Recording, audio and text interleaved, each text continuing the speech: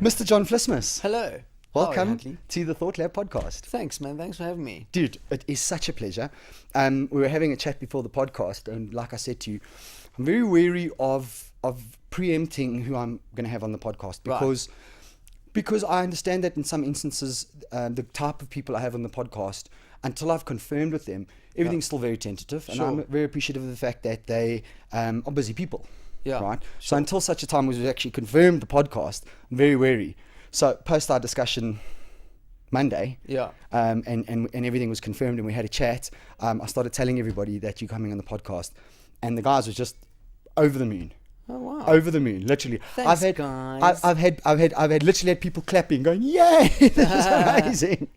Well, everyone thinks I'm going to be like that mad screaming lunatic in the podcast that I am on stage. Yes, but you're it's not. A very specific time for me is when I'm performing. It's not my normal state. No, I'm very fascinated with comedians, and I've always said from day dot I want comedians on the podcast, always. Yeah. And I'm very fascinated with comedians because by and large, most comedians aren't naturally funny. Yeah. I think funny is something executed. I think you have the ability and the stage presence and the intellect to put something together that structurally is a show. But I believe that most of the time you're not funny. But you, by and large, I believe comedians are very intellectual.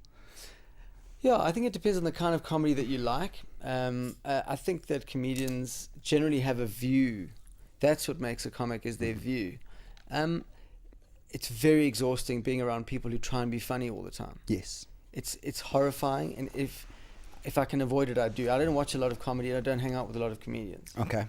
Really? Yeah, some I do. I have some really good friends who are comics, but I find it really exhausting. Like that, I always get this thing of, my mate Dave, you must come and do open spots because he's brilliant. Yes, he's funny, that guy. I'm like, well, just because you're good in bed doesn't make you a good hooker. Like it's a different skill set, like it's... Oh, that's amazing. It's the late spot at the Boxburg, welders convention. It doesn't matter how funny you are.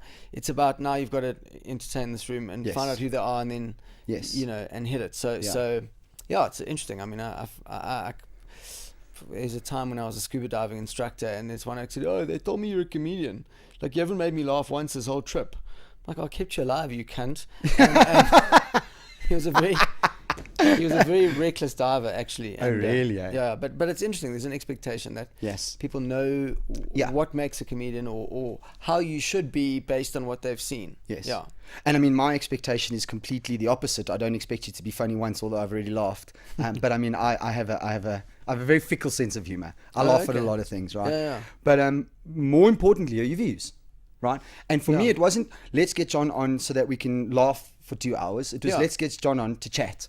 Yeah. And hopefully that chat is interesting, which I have no doubt it's going to be. Yeah. But most certainly, even the types of people I've been speaking to, they've all been like, oh, he swears. And I'm like, of course he swears. I think I just said the C word. Nobody gives a fuck, John. No, it's I don't online, care. So exactly. And he swears, and he's got political views. And I'm like, I know, that's why he's coming on the podcast. Yeah. I don't want to get... Funny enough, I don't actually have political views. That's the really funny thing. I'm not a party political person at all.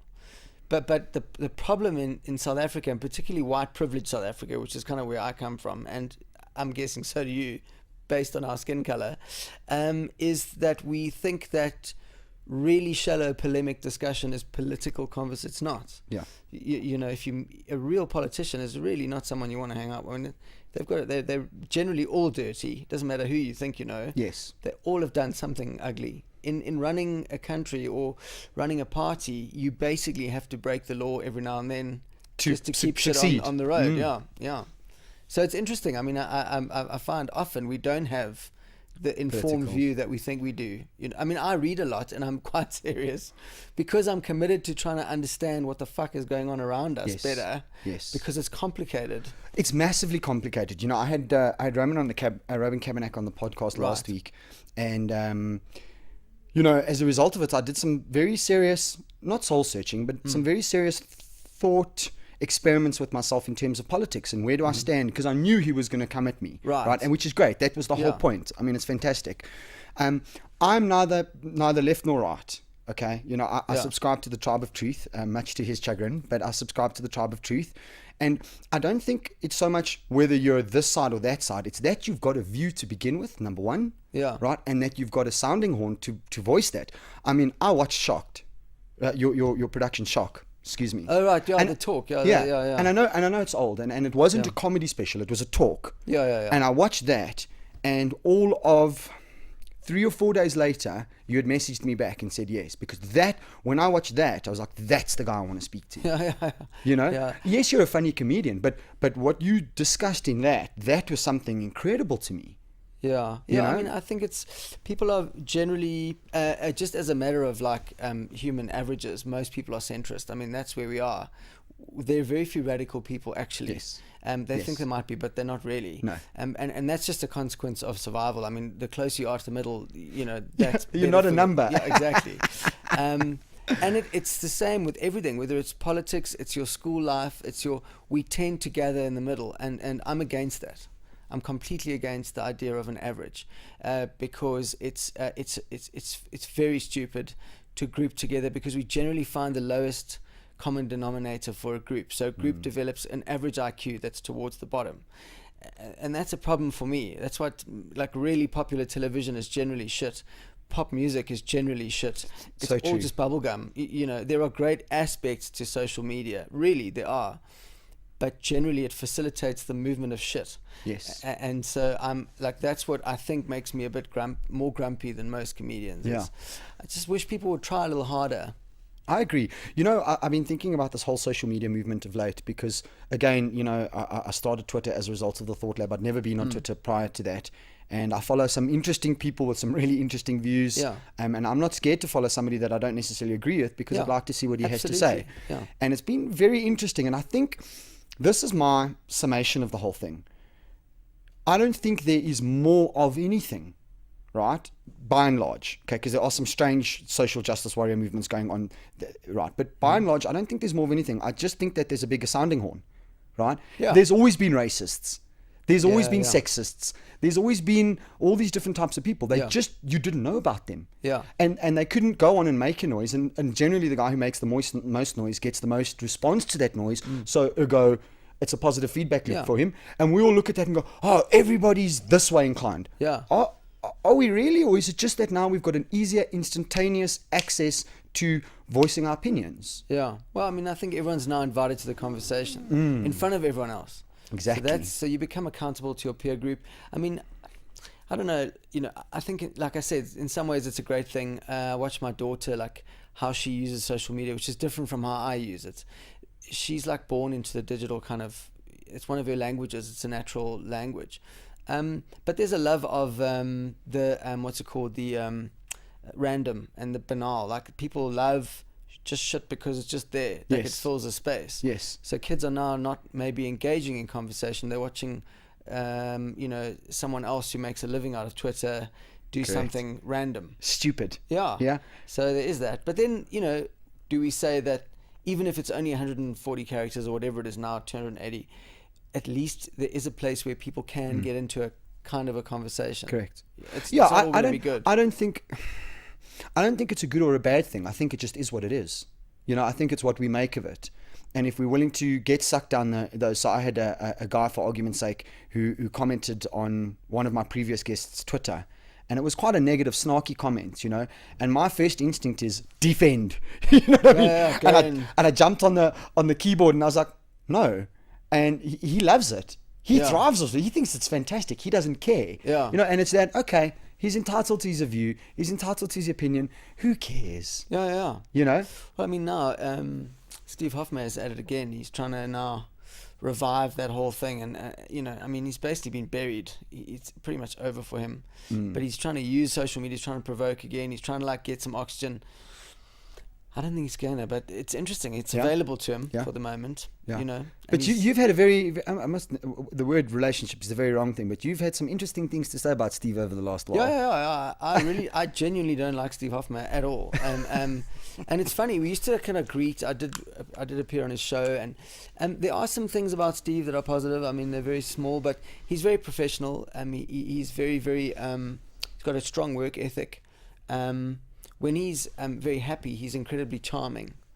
I can imagine that, being an artist. Yeah, but he also made it in an illegitimate like bubble, you know, and that's just the truth. Is that he made his career on a culture that, like by history and by definition, insulates itself and supports itself because it was alienated. And I'm just looking at it in a cold kind of unemotional sense. Logical. Yeah, yes. the Afrikaans culture was developed in a vacuum largely, whether it was like being born, you know, in this new country as a sort of a reaction against the Dutch and the English and whatever it might be. There was always insulation, and generally, if you insulate, you become quite fundamentalist, and you become very conservative, and you need to have a God. Like it's not just Afrikaans; it's all over. And then what happened was the next level of isolation was the sanctions and the kind of isolating themselves from the modern world, let's call it. And so their culture became insular. So Steve had a captive market. Yes. The truth is, when you put him in the world, which we've all done now, we've all performed like overseas, and we understand that there's a consequence to having done that. So people of my age group and before, there was a marked difference going overseas between our level of naivety as performers Agreed. and the international standard. That's now changing, obviously, because you've got people growing up in a global South Africa. So Trevor Noah's translated overseas. Yes. He took a very hard knock in the beginning on the Daily Show. Yeah, but he stuck through it, and he improved, and he made the call to do the work, and he's come through quite well. Loy Gawler's now pretty much becoming a globe-trotting comedian. So our musicians are moving around. Black Coffee is a good example, working with all the biggies. Yeah, Polytones, Goldfish. Bottom line, Steve Hofmeyr and his 3 chords and his, like, you know, rhymey lyrics. There's just no. Where do you go? And if you think about it, okay, so let's take Steve completely out of this, right? Yeah. Let's talk about this ceiling that we created for ourselves because we were so insular. Yeah. So we reached the top of that ceiling only to realize that it was very low ceiling. Yeah. And that's nobody's fault, because I'm sure there's a lot of other guys out there that had that exact same thing. You know, the moment we were exposed to what the world is doing, we're like, oh shit, we really suck. You know, and then you've got one of 2 choices, right? Climb into your hole and let your ego get the better of you. Alternatively, MTF you know? But to go online and say that black people are the architects of apartheid is so fucking stupid. Yes. It's not true. It's ignorant and it's hateful. Yes. And I know all these because I've written very long letters to Steve online, and we've had very big written battles. But his other one was, show me a white person, show me white people that jump over a black family's fence and kill everyone. Well, pretty much everyone, actually. Historically, anyone in the old police force, yes. Like it's a ridiculous thing. No, it is. It's so naive. It's and it's. I think it's even disingenuous. It's just like he's lying. He knows it's not true. And I always make the joke that I bumped into him in a bookstore and I made this terrible mistake that I thought he could read, because he goes as this intellectual, and there's so many mistakes in what he says. All of his farm stats were actually looked at by I think it's either FactChecks.za or AfriCheck. I forget the name of the company. They were all bullshit. Like, all of them were wrong. Yeah, they were wrong. And you know, if you're going to quote stats, make sure you know exactly what they are. We've all got access to research now. You can't just make shit up and then. No, isn't it great? Yeah. You know, I mean, we all experts. I mean, you are a production expert because you put this together yourself. I mean, I watched you set up essentially a TV studio that you pulled out of that box, and you know how to do it, and you're going to edit it and you're going to upload it. So the expertise is no longer like an ivory tower. I mean, we all have access to it if we have the will. There we go. To put it together. I think society's created this very level playing field. Okay, take away the fact that there are genuinely people at the bottom, right? You're stuck in Syria right now. Yeah, 100%. You're in a bad place, right? Yeah. And I mean, we know that, we understand that. But by and large, and let's generalize, you know, I train a lot and I teach a lot of people, and I always say to the guys, you know, I pick up my phone and I say, the world's information resides right here, yet you watch fucking television at night. Yeah. Do you know what I mean? Absolutely. I'm listening to YouTube, to Jordan Peterson or to Gad Sad, or your research was the best. I just watched YouTube clips of you. That's what I did. It was the best research I've ever had to do. Right. 2 weeks ago, I had a psychologist on. Oh, wow. A neurosurgeon who developed something called psychoneuroimmunology. Different research. Okay. altogether. Like seriously different research. Okay. But guess what? It's all available to all of us. Yeah. Do we have the will? Yeah, absolutely. That's what sets us apart right now. Yeah. Because from a race point of view, we're all exactly the same carbon, right? Exactly the same. Same genes as well. Same genes, same everything. Yeah. Okay, so some of us have one genitalia, and okay, let's not even get into that right now. Okay, but carbon-wise, we're all the same. What differentiates us? What sets us apart? It's that willingness to go, I'm willing to make the sacrifice. You know? Yeah. Yeah, I mean, I think, there's an element of circumstance. I spoke about privilege earlier. I've done a whole show about privilege. I know, you have, indeed. What was it called? The Good Racist. The Good Yeah, Racist, that's what I'm going right. to Australia with in 10 days. Oh, you really? Oh, wow. I think I think I should. Because it's such a big topic, and it's so people, again, in the show I say, like, just because you're from a race, it doesn't make you an expert on race. You can still be a fucking moron. Like, you can say you know what it means to be white. You don't. Most people don't even know their own history. Yes. They haven't done the work. Yes, you know what absolutely. I mean? I couldn't agree more there. And also, when we say that we're all the same, that is scientifically very true and provable. But there is a concept of blackness, and there's a concept of whiteness. And whether it's began as a construct or not, it exists. And we don't understand each other. So it's very presumptuous of us. When I say us, I speak about white people because that's my lived experience. Yeah. To presume to speak on behalf of black people. So it's so dangerously provocative as white people to say things like, when are you going to get over apartheid? Or like, I'm not privileged. I had to work for what I have. These are all like standard red flags to black people that white people drop as if like I'm explaining my own lack of guilt in this crime. And so I take the audience through this game show called Am I a Bigot? It's a gentle way of explaining why, without fail, if you're a white person in South Africa, whether you like it or not, you carry an element of racism. Like you're the product of it. And whether it's your own family, it doesn't have to be, it can be institutional, whatever it might be, whatever you've achieved, just know that you have a step ladder that other people don't. You can either just acknowledge it and get over it, and it is what it is. I mean, I can't change it, right? Yeah.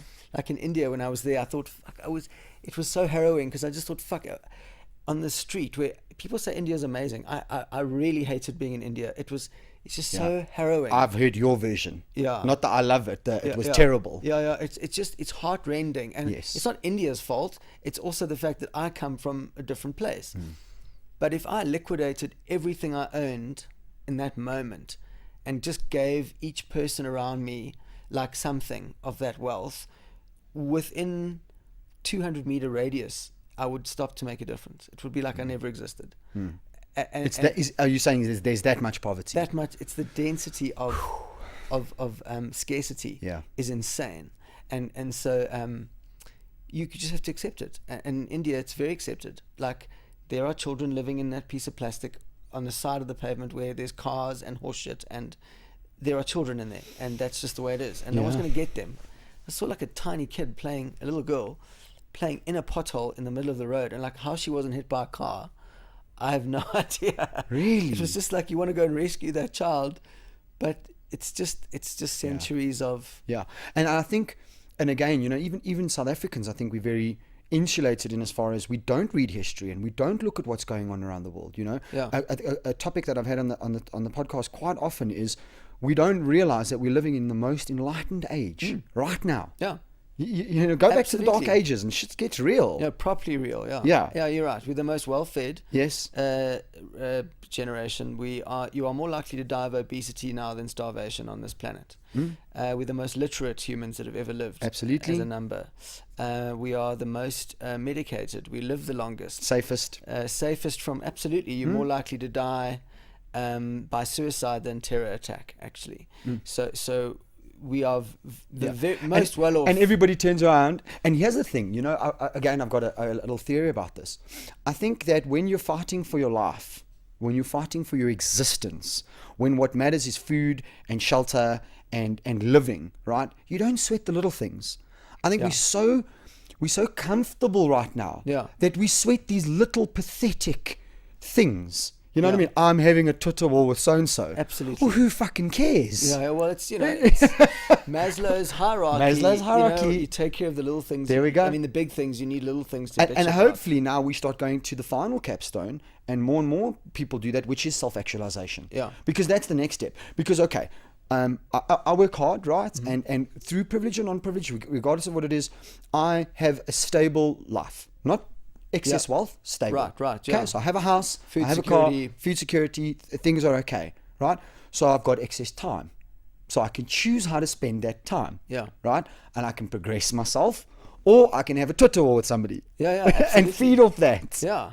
Because, I mean, the truth is you don't know the other person. I mean, No. all you know is that they've said something that counters what you say, and then we're going to fight game on. with them. Like, now I'm going to prove. And it's so unauthentic, because would you do that in real life? In real life, would I turn around and say, "Hey, John, you're such a fucking prick. Do you want to get it on?" You probably wouldn't, dude. Probably wouldn't, yeah, exactly. Because in most instances, most people don't actually know how to fight. Absolutely. Well, you'll know more about that than I would, because you teach this stuff. Exactly. But exactly. So again, I have like this mixed feelings about it, because I watch kids, and I literally, my daughter's like my head of digital. I watch what she's doing, and it's interesting to me, because I thought I was quite cool, like and technologically kind of savvy. Yeah, savvy. But it's technology doesn't want me. It's looking for her and then her next generation. So, Yes. and it's interesting, because I hear what you're saying, and my original reaction to social media was like, kids are not going to interact anymore. But now I wonder, or like this thing of fighting, but like, would we converse en masse if we didn't have it? Exactly. So it's quite a mixed bag, like the internet. You can learn something as you do when you watch, let's say, a lecture or something. Well, you can, order heroin. I mean, like, exactly. Or join a right-wing website, and become radicalized. So it's really, it's the tools are changing, but I still have to believe that the access to more information, on balance, must be better. I think so. What we have to foster is judgment, and I think the word is discernment. That's the I one like that. That's good. I'm Discernment, Yeah. Objectivity, maturity. Yeah, applying, better filters. Yeah. Because often we bitch about South Africa, but we don't work on becoming better South Africans. Yes. There I agree. We just don't do it. We go back to old arguments. Oh, that's the race card. Oh, fuck, yes, it's the fucking race card. But it's not about the fact that it's a race card. The race card exists, right? What are we going to do about it? That's the difference. Like land. Yes. Land is going to go back to people, whether anyone likes it or not. It is going to happen. How we do it, we need the best quality decisions on how we do it. Agreed. So what we have to work on is getting to better decision making, not arguing about, no, but I got a bond and fuck you, it's my land now, and like, what happened? We give it to the fur trekkers and then they'll give it to the bushmen. Like, it's a stupid argument. It's got to go back to some people. So how we do it's tricky. Yes. Hopefully we have a Very president now who's actually concerned about balance sheets and like the health of the economy. From your lips to God's ears. Well, good or bad guy, I'm not saying he's either. No. But he has an appreciation for the balance sheet. He also has the ability to be either one or the other. And I think a really good president, really good, or exceptionally nefarious, because he's very intellectual. Yeah. He's very sharp. A smart guy, no, very, very, very sharp. I mean, sharp. Clever, like those walks with the people and, flying economy on a Saturday or Sunday. And of course. A couple of hugs. Public relations spin. Where does he come from, John? He comes from big business. Yeah, he knows. He knows marketing. He knows what he's doing. Yeah. I just hope, because I don't have any other word, right? I just hope that it's going to take us in the right direction going forward. When we saw what the Rand did the moment so two things happened simultaneously when Jacob Zuma resigned, right? The Rand immediately increased, and comedians decreased. Our shares decreased. Yes, exactly. immediately. There's much less to talk about. But even that, it shows a distinct lack of economics, because, yes, on the news that Jacob Zuma is something's going to happen, the Rand goes up, right? We're still sitting with Eskom as a complete and utter fuck up that cost us a fortune. Yes. We now need to give SAA another 5 billion Rand. That's a disaster. It's going to take Pravin Gordhan still time to turn those things around, those SOEs. But immediately South Africans start dancing in the streets, because now it's all better now. It's just one guy's gone and all of a sudden it's better. It's not better. No. We've still got all the problems. We've got the 100 billion that's missing from him and his Gupta mates. We've got all the SOEs that have been, cocked up. But now we're celebrating already, because now what we should be doing is going, okay, shit, we've nipped this thing in the bud, but it's still a big bullet hole. We've got to have to fill this hole. How are we going to do that? Then they put VAT up by 1%, and now everybody wants to march. Fuck, it's like, what do you want? What do you want? You can't have it all. Yeah, well, we let them build. But do you the toll think that roads, South Africans are fickle? Yeah, 100%. 100%. I call it like cappuccino syndrome. Cappuccino syndrome. As long as I can get a cappuccino at Woolies and the queue isn't too long, I pretty much am not marching for shit.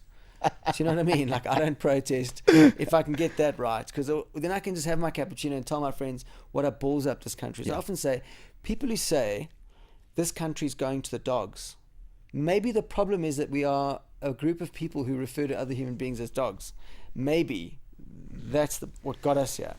Yeah, perhaps. Maybe. Perhaps. But I mean, you do make, and I have been watching a lot of your material that's available on YouTube, and I watched a lot of your interviews about the Good Racist, and you struck a very interesting chord with me, because again, I'm very quick to judge myself. Right. I'm very quick to go, okay, I see his position, and what's your position on that? And do you agree with him, and do you disagree with him? Yeah. And you have struck an incredible chord with that, because okay. So for me, sort of historically, it would be, right, did I or didn't I come from privilege? I had a really rough upbringing. Yeah. I worked really, really hard for my money. I bought my first house at 21, so my folks had a place to live, like hairy. But then listening to your side, it's, yes, I am privileged. Despite the hard work. Yeah, absolutely. I did have a different trajectory. So my ladder was different. Yeah, so absolutely. I still climbed the goddamn ladder, which some people are too lazy to even climb the ladder. 100%. But my ladder maybe was a little bit wider with bigger steps, as opposed to a rickety ladder. Yeah, 100%. Like, so it's not to rob the remarkability of certain people's stories. Yes. I think there are people who work harder than, so you put them in a relative grouping, they will overachieve. So that's amazing, and that should be recognized. It's just the thing, it's not about us. It's about people complaining below us. That, if you think about a parent who was a domestic worker who worked for 2,000 Rand a month for their whole life and then just died, and that was their whole life. It's, there's a rage and understandably so. But exactly. And that's all I think is missing, is a thing going, you know what, that's actually true. Yeah. That is difficult. So again, it's complicated. Massively so. Because someone with your story may have a certain like a mission. So I could go back. I do work hard, but I grew up with people who, so my parents also had very little money when they got married. In fact, my dad had to borrow the money from my mom's dad to get the marriage license.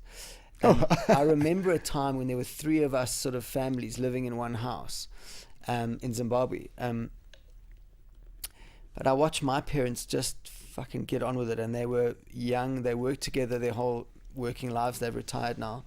But they built a little restaurant, and then they did something else, and then they moved the family to South Africa because my mum is South African and she wanted to be with their family.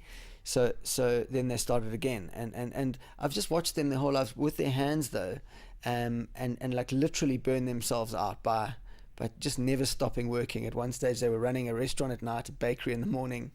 It was just like, I would never do it. I mean, it was just too much. But I've grown up with a very hard work ethic, and even at the age of 45, as a white male, who I consider, like, I used to think I've worked for what I've done. I still got an illegal start, though. I see what you're saying. Do you know what I mean? So it's, and you have room inside. You're a big person.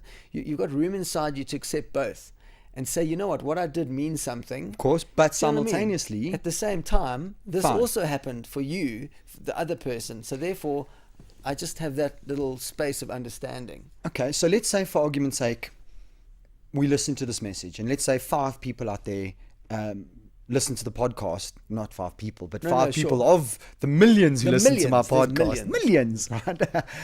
Turn around and go, okay, I agree with that, right? Yeah. And then what? So now there's 5 or 6 or 7, and you've spoken to a lot of people, and I'm sure you've influenced a lot of people. Yeah. My question then is, I like the idea that all of a sudden we agree on the accountability, because you see, everything in life is admittance. Okay, Absolutely. AA is the best 100%. program. First step is Is admittance. admittance. Yeah, Correct. yeah, yeah. Okay, so maybe you turn around there and go, okay, I am a, well, I don't know what the right word for this would be. I am a pseudo racist.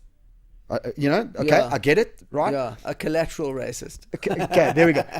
As a result of where and when I was born. Yeah. For no other reason. Yeah. Okay, not because I hate anybody. Yeah. Okay, but as a result of where and when I was born. Yeah. Okay, cool. So let's admit that. Okay, cool. Now what's the next step? Yeah, so I mean, it's a great question, and again, it's complicated. So I'm studying at the moment, and I'm very glad to be, because it's taught me that you're allowed to just say complexity whenever it's. Well, it's very complex. But generally, there are more than one thing operating at once. So there's no one answer, and there are factors, and you can consider them and weight them yourself. But I look at my daughter, and I look at the way she interacts with her friends. There's definitely a progression. Absolutely. Okay, but I look at myself and my friends, and then I compare my behavior with my friends to my parents, and then to their parents. You can see a natural change. A natural change for the better, and I can't claim to have been a better teacher to my child than my parents were to me. I don't think it's because of me. I think there's a natural human tendency to progress. So that's the one thing. The other thing is, it's not always about having a solution. I think that's another problem we have as humans. We want to fix it now. That's why Dischem is full of pupils, like looking for something in a bottle that's going to make them a bodybuilder, or make them fucking thinner, or make them blonder, or whatever the fuck it is. It doesn't come in it's not like a magic bullet. That's amazing. But my mission with this show is to present the facts to people in such a way that I'm not arguing with them. I'm not arguing about the fact that, like, oh, racism is this. I'm just presenting the facts. Yeah. We were taught a history that is inaccurate.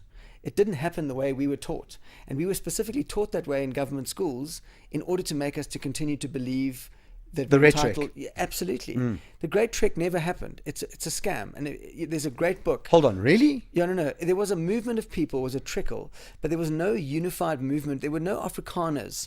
There was no, like, one chosen race across the hinterland to find the promised land. That's all stolen from the idea of the Jews going to find the promised land. It's the same arc. It's a very subtle and clever way of designing propaganda. But an Afrikaans professor called Christie van der Westhuizen wrote a book called White Power, and it traces this whole story. The whole thing has been packaged for us because we love a story. And so what I'm saying is that we were raised on bad information. Now we feel entitled to defend our position on a bad set of information. Correct. On a bad foundation to begin with. Yeah, and you can Google this. Like, it's not even like... I know, I'm going to read the book Gandhi after was this. a child molester. Like, I say that all the time. Do you know what I mean? It's so like... Well, no, wasn't he? No. Gandhi was a "Oh." wife beater. No, he slept with 2 naked girls at the age of 12 in his bed every night, and he was naked and they were naked. So he was definitely some kind of predator. But you're not allowed to say that because he was like... No, but it's true. All peaceful. Yeah, but he was. It's just a fact. So with my show, the hope is that I'm not bringing solutions, but I'm just hoping I can jog people out of that sort of comfortable, entitled, well, this is where I stand as a white person in South Africa. I just want to make them doubt that. If I can just make people doubt, and if you leave my show with nothing other than the idea that, wow, maybe about some things, maybe I could be wrong. Yeah. And then go and read the book. Then you go and work it out yourself. But you're I'm not going to fight Julius Malema by yelling at him and telling him he's full of shit, because he has some excellent points. A lot of what he says is science fiction. He is definitely has been found wanting in terms of his honesty and his integrity. Yes. And he has a strange composition of being an extreme materialist and then this kind of weird socialist. But you know, and he's a politician. So I plead poverty with a 250,000 rand watch. You know what I mean? It's incongruous. So, but he's not alone. And you know, hanging out with people like Sizwe and Mpofu Walsh, whose dad is a senior figure at the EFF and the advocate. There is a lot of merit to Fees Must Fall. There's a lot of merit to Roads Must Fall. The intellectual movements that those represent are actually very important because they're young black intellectuals who are frustrated at not being heard. And if you just read their written argument, it's excellent intellectual work. Really? Yeah, it's really, and really don't you compelling. just wish that then their actions matched this written... Because what happens is their actions didn't match that. Yeah. Nobody read it and everybody just watched and judged. Well, exactly, because it's more useful to see black people as savages. It's just to put it in a nutshell. people against them feel that negates the argument. It's just a reinforcing of an old stereotype. But I took the time and I listened, and even that girl who was given the 50 Rand tip, or not given the 50, whatever the fuck it was, by the guy in Stellenbosch. If you remember that incident, the waitress was not given a tip. Oh, yes, yes. You know, give us back the land, or whatever it was. And there was a huge outcry, and she ended up getting 150,000 Rand by like crowdfunding. Like, a tip is not something you're entitled to, first of all. And secondly, if you read the account by the guy, he didn't even do it. There was a transgender person. So how dare you? So exactly, I've just done it. How dare you? There was a transgender activist at the table who's a bit of a provocateur, and they wrote the thing, and it was almost like a piece of like a bit of a just a bit of a sort of a provocation. Okay. And out of this thing of where a white girl didn't get $50. Suddenly we produce a mother with cancer, and like she's shame, and her mom's dying, and then we raise her 150,000, and it's a perfect example of whiteness. If you fall, don't worry, we've got you. We will make sure that not only do you look like a hero, but that we're going to give you much more money than you even deserve. So can you see how those things kind of, if we just listen to this argument by this guy who, yes, got the Rhodes Scholarship and then went with Rhodes Must Fall, which I think is a brilliant outcome. It means Rhodes, with all his like evil acquisitioning, is now funding genuine intellectual blackness. Fantastic. That's exactly how it should be spent if he meant to love Africa. Yeah. So I just think we live in a strange time where you ask a very good question. Now what? Well, get your interest piqued and then go and find out for yourself. Yeah. And if we could just get imagine if we could get 1,000 more conscientized white people in this country with access to, we may not have money, but there's access to information, there's access to the podcast. Yeah. And we moan about the fact that we're in debt, right? Yeah, but we have access to debt. That's a privilege. It's not anyone else's fault that we over abuse that privilege to the point where we buying jet skis. Do you know what I mean? I'm gonna double bond my house and I'm gonna take out money to buy jet skis. I mean, exactly. Do you know what I mean? So it's not about the debt. It's about the access to debt. So, some guy out there just switched off the podcast. He's like, fuck this guy. Fuck this guy. I hate this guy. I love my jet ski. Yeah. So this is the shit that I do in my kind of spare time, and then it finds its way to my comedy because I have a very specific, I'm not a mainstream comedian. Like, I never have been. And there was a time when I was mistaken for one because I was one of very few, and I was on TV, and like I had a lot going for me at once. So it became which propelled you trendy. into the, yeah. But I mean, as I mature and I realize what I want to talk about and who likes to listen to me, I'm not going to fill the dome like that, and that's not my plan. Yeah. I don't want to fill the dome because I don't want people who shouldn't be listening to my show. They're going to come there. They don't read. They just want to tweet shit. They're not going to get it. Like, it's just they're going to not be happy. I'm going to not be happy. So I'm going to play like 6 or 8 weeks in a venue that I like the size of it. I'm with the people. It's like absolutely low ceiling, they're getting what underground. you're saying. Yeah. And then we'll push it and we'll go to places and some people will really dig it. But I must say, I did it at Monte Casino. I had very few walkouts. Encouragingly, I had so many Afrikaans people getting hold of me going, yes, it's put. I never thought about it like that.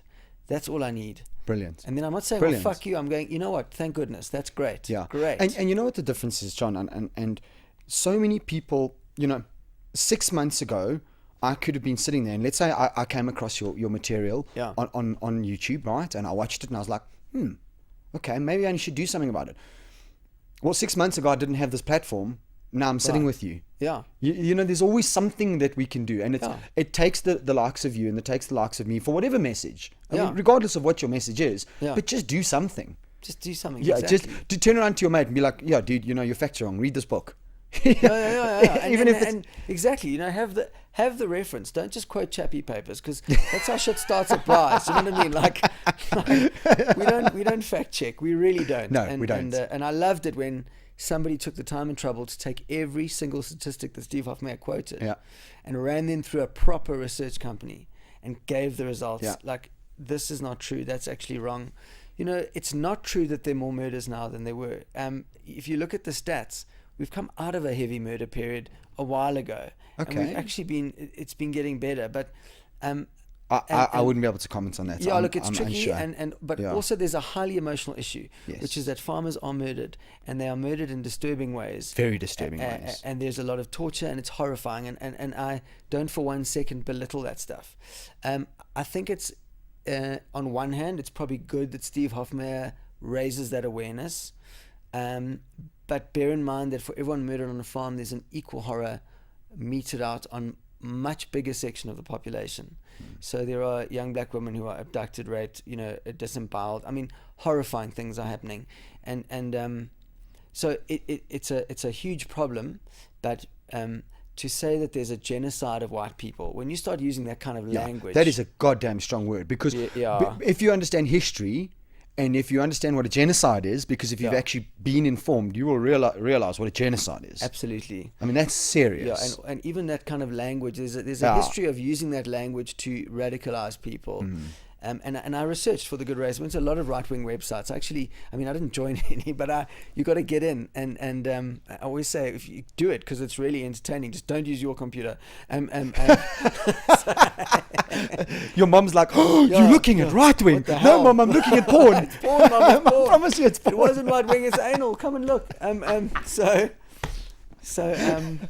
they have the same journey. It's a funnel, and they catch people in a certain stage of either searching for something, or vulnerable, or angry, and then you kind of fall into the funnel, and then they use what it seems on the surface to be quite a simple but powerful argument that empowers you, because now you belong, and now you just by your birth. And everybody wants to belong, don't they? Well, exactly. Yeah. You haven't had to do anything. You've done nothing fucking remarkable to join this club. You happen to get popped out of said vagina. Boom, and then bang, you're in the club. And so all you've really done is fall down. And very quickly you're either you're something. You get designated. So you're a brother, or you're a soldier, or you're a fucking knight, or you're a. You Oh, see, really? Well, yeah. Wow.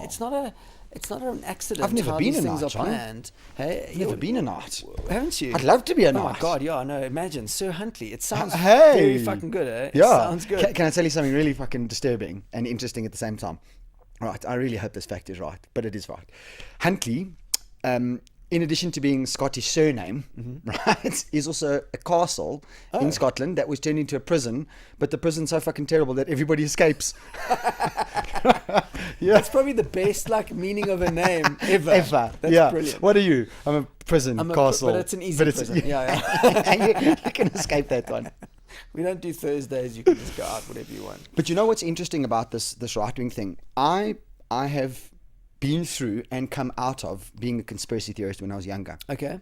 And again, I love reading. Yeah. And I love reading anything I can get my either those Who wise. are you into, like David Icke, or who was your? David Icke was definitely there. Infowars was definitely there. I forget his name now for a second. It's probably Alex Jones. Oh, right. Alex Jones, right. But it didn't actually start with them. It started with my own sort of YouTube rabbit holes. Right. And my own research rabbit holes. But what happens is, it's a very, very, very strange psychology, because what happened is I was young. I was interested in finding out what's going on. My wires have never gone away. I'm still 3. Right. And why? Nice. Very why? good. That's excellent. So yeah, okay. So I go on the internet and I start finding out this secret information. And immediately it gave me the sense of power. I know something that you don't. Yeah. Right? Yeah. And think of the psychology I'm trying to paint now for the right. It's exactly the same. And I literally walked around with the sense of I know something and you don't, and I'm special and you not. Yeah. And it's fucking weird. Supernatural, right? Science fiction, it's all there, man. It's all there. Unicorns. All right. And then, I started criticizing my own thinking, and then through a series of events, I questioned these things, and I got together with some serious intellectuals who were actually intellectual and critically thought, and taught me how to do the same. And I looked at myself and was like, oh my God, you're part of the cult. You're that guy. And I had to, and then take myself out of it. Now, do I still believe that certain theories, because it's not conspiracy, theories turned out to be true? Yes, because the science is there. And not the science, the facts are there. And there are certain things that did turn out to be true. Yeah. But there are certain things that aren't, right? Yeah. And we need to be objective enough to look at both, and then follow the ones we agree on, and then maybe change our tune later, Yeah. and walk away from the ones that are a little bit crazy. Yeah, absolutely. Where the queen is an interdimensional lizard. Yes, this is Okay. David Icke, the interdimensional go. lizard, and you can see so. And they all get together at Bohemian Grove and have lizard sex. Yeah, exactly. Yeah, I read that one. Yeah, I mean, it just begs the question But you get sucked, John. Yeah. You get sucked So you further. do, you get and pulled further. in. There we go. So it's almost like a weakness of character, right? So if I believe this, then I'm not far from believing that, and then I'm not far from believing the next thing. Yeah, so and this eventually guy- you believe in interdimensional lizards. And I mean, Well, the guy yesterday... or and the if day it turns out before- that they are, right, then we're all fucked. We're all fucked. But I mean, if they really were, then how did David Icke ever get to publish a book if there are interdimensional space lizards? They would have just got rid of him and said, "Oh no, he's gonna write a book. Let's get rid of him." Yeah. You know, unless he's one as well. I don't know. Fuck it's. No, I don't know either. But this guy that just rode down, I think it was 7 or 10 people in a truck in Canada like 2 days ago. 2 days ago, yes, it's just Incel, happened. Yeah, he's part of a group called Incel, and they're like involuntary celibates. Basically, a bunch of men on the Involuntary celibates. yeah. So basically, nobody will fuck them. That's what it really means. Okay. So they can't get laid. Oh my god. Yeah. Sorry, that just clicked. Yeah, celibate, but not by choice. So Okay. a bunch of angry misogynists who basically gather on the net and then come up with these crazy ideas, and they call each other commander and whatever the fuck it might be. It's all just like, you know, someone just give them a hand job. I mean, it could have saved so much life. I'll buy them a sex doll. Fucking life. Just exactly. Someone fuck this guy, please. But he ended up getting in a truck and fucking driving over 10 people. And how horrific. Yeah. And here's the And negative he goes side. to jail, I mean, he goes to jail. He you know, they're not Yeah. going to like rip his head off. No, he goes to jail, and I mean in Canada, Yeah. let's be very 'Cause serious. we're all getting laid, so he goes to a nice jail cell, but there's 10 Yeah. lives ended, 10 families destroyed. There we go. That's the thing. It's the families destroyed. You know, so the bad thing then on the internet is whatever it is that is your freakish pleasure, there's somebody else out there like you, and now I can find them. Yeah. And that's Scary. scary. Yeah. I mean, and it's great for Absolutely. business and for, you know, I mean, No, but I I got mean- hold of you electronically. Yeah, absolutely. Right? So Yeah. that's great. But, you know, and I never forget, one of my mentors, he turned around to me and he said, Hans, there's some really sick people out there, and they find themselves homes. And it's called the dark web, dude. And you know, I mean, and then again, that was a little rabbit hole I went down until I got really frightened and pulled away from that. Yeah. You know, but there's home. Yeah, well, there's that geophysics professor or doctor or whatever who was like getting people to rape each other somehow by manipulating them online. It was the most horrific fucking... Yeah. The judge apparently just said, I've never ever seen anything so evil in my life. Yeah, Really? yeah, hectic. And he was never actually with them. I mean, how warped. You know, he's using the web to kind of connect with young people, then get them to do shit on camera. So he's got the footage of them to then blackmail them to go and harm other... It's just the most like... It was all on the dark web. It was just hectic, heinous, Sure. fucking... You know, so I mean, yeah, there's a dark side, and Yeah. But there's always been a dark side to humanity. Yeah, And that's absolutely. never going to go away. Yeah. You know, power corrupts, and absolute power corrupts absolutely. absolutely, And- and often the biggest darkness is in the. I'm just listening to a very interesting book. I don't know what your religious standing is, but Christopher Hitchens wrote a very interesting book called "God Is Not Great," and it's basically a play on the Allahu Akbar.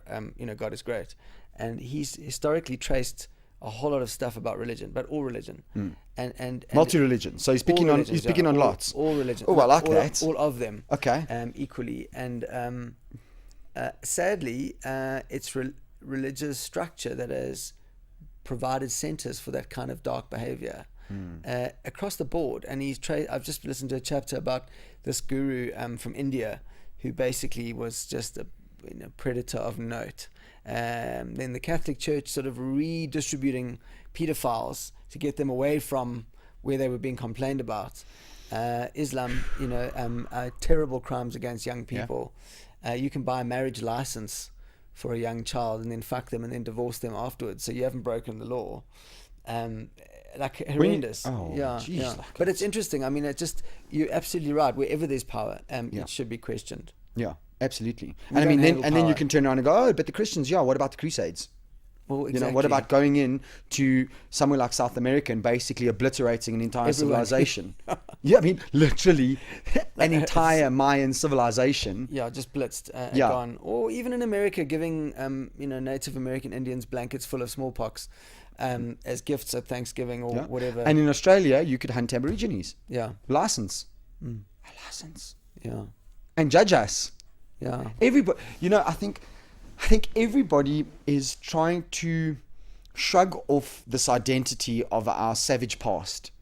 Absolutely. And we all have, every nation in the world has this savage past. Yeah. I mean, if you go right up north now, they're all very, Switzerland and Norway, and they were fucking Vikings cruising around, raping and pillaging and murdering. And now they're the most socially progressive people on earth. Earth. And I think everybody's just trying to shrug off this, like I said, this veil of and try and find a way to progress in the world that is completely global now.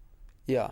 And I don't think we know how to do this. No, I don't think we do. And it's a lot of work. And I don't think we're all prepared to do the work. No. We struggle with the work. But here's the problem. I don't even think... Yeah. Oh, man, my cappuccino. Double latte. Can I please have... Yeah. Yeah. So it's interesting. I mean, I think technology makes it better, but also worse. So it's a complicated... And I think maybe what we need to start doing is, we as a civilization, especially you're in my age, because we're in an interesting place, where we're almost Gillian Gork said this to me. He said we're Xennials. We're between old school and new school. We understand digital very well, but we also grew up in old school principles. Yeah. And we're in this bridging of the gap between the old and the new, if you understand what I mean. Yeah. And I think it's important for us at this point to be able to really guide the young people in terms of, if you're having children, grow them up properly. Give them the right values. Show them, this is what's on the internet. Okay? It's there. This is what's bad about it. Yeah. Inherently, we've got to... I think it's going to come through parenting, which is... Yeah. Well, that's a bloody tall ask, isn't it? There's this I think Erikson's life stages. There's a stage we're at now in our age, which is the generative phase, which is basically... In a nutshell, we've kind of been climbing up a hill and we're at the top and we're looking down now, but the other way instead of back. And we're thinking, oh, fuck, what have we done here? What have we achieved? What are we going to do? So you start getting into more substantial contribution sort of now. And that's another thing. That makes perfect sense to me. Yeah, I mean, I didn't even know there was a thing until I was studying. And I was like, oh my God, this is exactly what's going on. Fuck. I'm not old and boring. Yeah, there's quite a few more. Actually, I have to say, studying's been very good, especially coming to Adelaide because I was terrible at school. What are you studying? I'm doing an MBA at Henley, and there's a couple of things that are weird about that. One is that I didn't think I would study business. Okay. Because it's not my... I mean, it is, but I have businesses, but I didn't think I'd do that MBA. But it's great because it's a very broad degree. So you do a lot of different interesting subjects. Absolutely. I've looked at an MBA. Yeah, it's cool. And the emphasis is on analysis, which is quite good. So part of that is personal development, and obviously things like finance, HR, systems and processes, strategy. So you do a lot of reflection and a lot of analysis. You break things apart a lot into their pieces. And it's incredible how learning later in life is so rewarding, whereas before it was like a real ball ache. It's still difficult. I couldn't agree more. Yeah, nothing takes away the fact that it's difficult. Yeah, it's difficult, and I have to say, I might have had more stamina when I was younger to study, but it's challenging in some ways, but it's actually great to be able to put an older mind to work. Yes. That's well, I mean, I'm very interested in doing my BA in psychology next year. And everybody I've sort of spoken to has been, you're gonna just walk through it. Yeah. Not in so many words, but look at the life experience I've got versus somebody who's 18. I've been there, I've done that, I've managed 250 staff, 12 companies. Yeah. I now have multiple businesses that I'm assisting all the time. You should do an MBA, man. You should do an MBA. You should apply for one of the scholarships. There's quite a few. Oh, really? I didn't know that. I got a scholarship to do an MBA. I wrote an application. I did a motivation. I got some really cool people to write some motivations for me. My old drama professor, who's a legend. Next week, John. Boo. Listen, can you write a motivation for me? Because you need management experience to you need apply. And I mean, I've got an excess of 10 years. So that's a great tick, and if you can write down some of the stuff you've done in that time, hit it.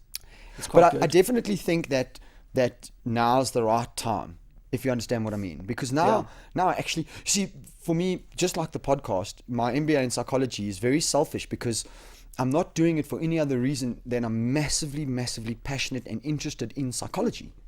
Right. That's why. I'm not doing it because I believe I need, would it be very helpful in maybe these environments? Yes.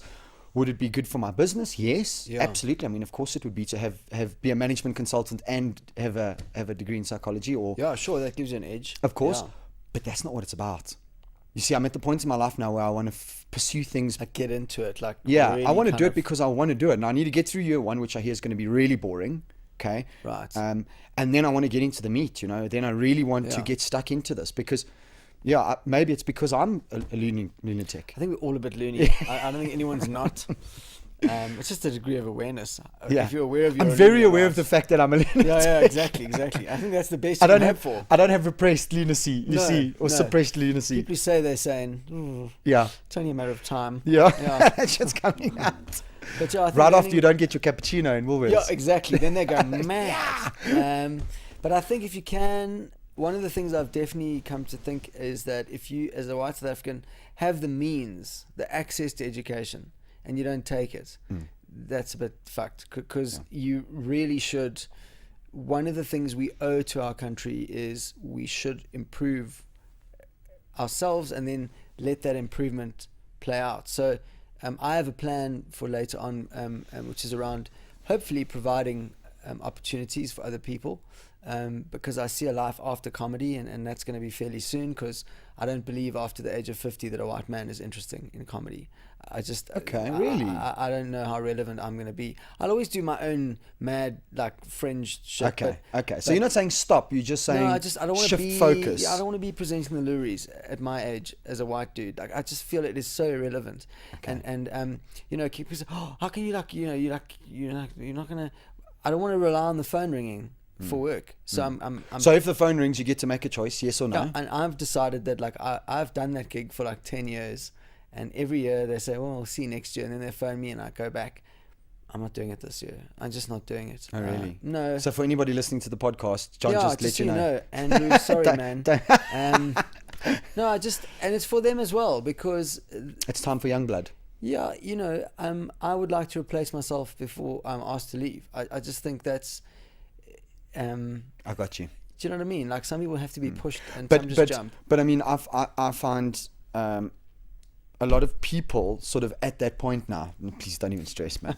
I find a lot of people at that point now who, for argument's sake, are coming out of acting.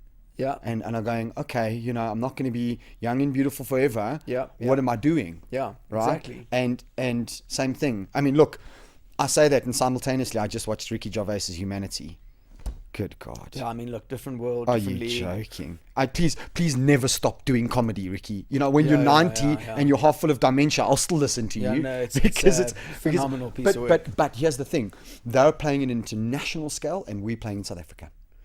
Yeah, so the difference is if Ricky Gervais stopped now, he'd be fine. For the rest of his life. Yeah. Yeah, if you stop now, in a couple of years, you may... I need to work again, yeah. So, exactly. So you're preempting that now? Yeah, so I've got a few businesses and so tell us about them, John. So the original business is a talent booking service. It was born to replace the management that I had because we had a big fallout. Okay. So I needed to do that. So we did that. And management of what? Comedians? Just me. Oh, just you. At that stage, it was just me. And then it grew to booking other comedians and then managing other comedians. Then we started producing my one-man shows, and I love gadgetry and technology. That's why this is all very cool. And I have a lot of this in my study. And then those grew. We do and like grew. our toys. Yeah, it got more and more like advanced. So eventually we were doing the only guys using video walls and like really cool technology and bands at the shows and all kinds of stuff. And then other comedians asked us to produce their shows, so we started doing that, but it was really like dodgy because you spend a lot of money on a production, and then if you don't sell tickets, you just lose money. So then we started looking at other things. Yeah, I founded the Comics Choice Awards 8 years ago, and that's running really strong now. We're just on target to the most number of registrations ever. So that's now become its own production company. I partnered with an old friend who has become a very big producer in South Africa. So we kept meeting at shows and stuff, and then I asked her to help me with some live stuff. Then we were like, oh man, why don't we just do our own corporate production instead of working for everyone else? So we did that, and that's really busy now. We do The Gathering for Daily Maverick, and we do the Cars.co.za Consumer Awards. We produce the Comics Choice Awards. We did Media Gathering. There's quite a few things. Wow, we do. how incredible. The Exxon NEC Summit.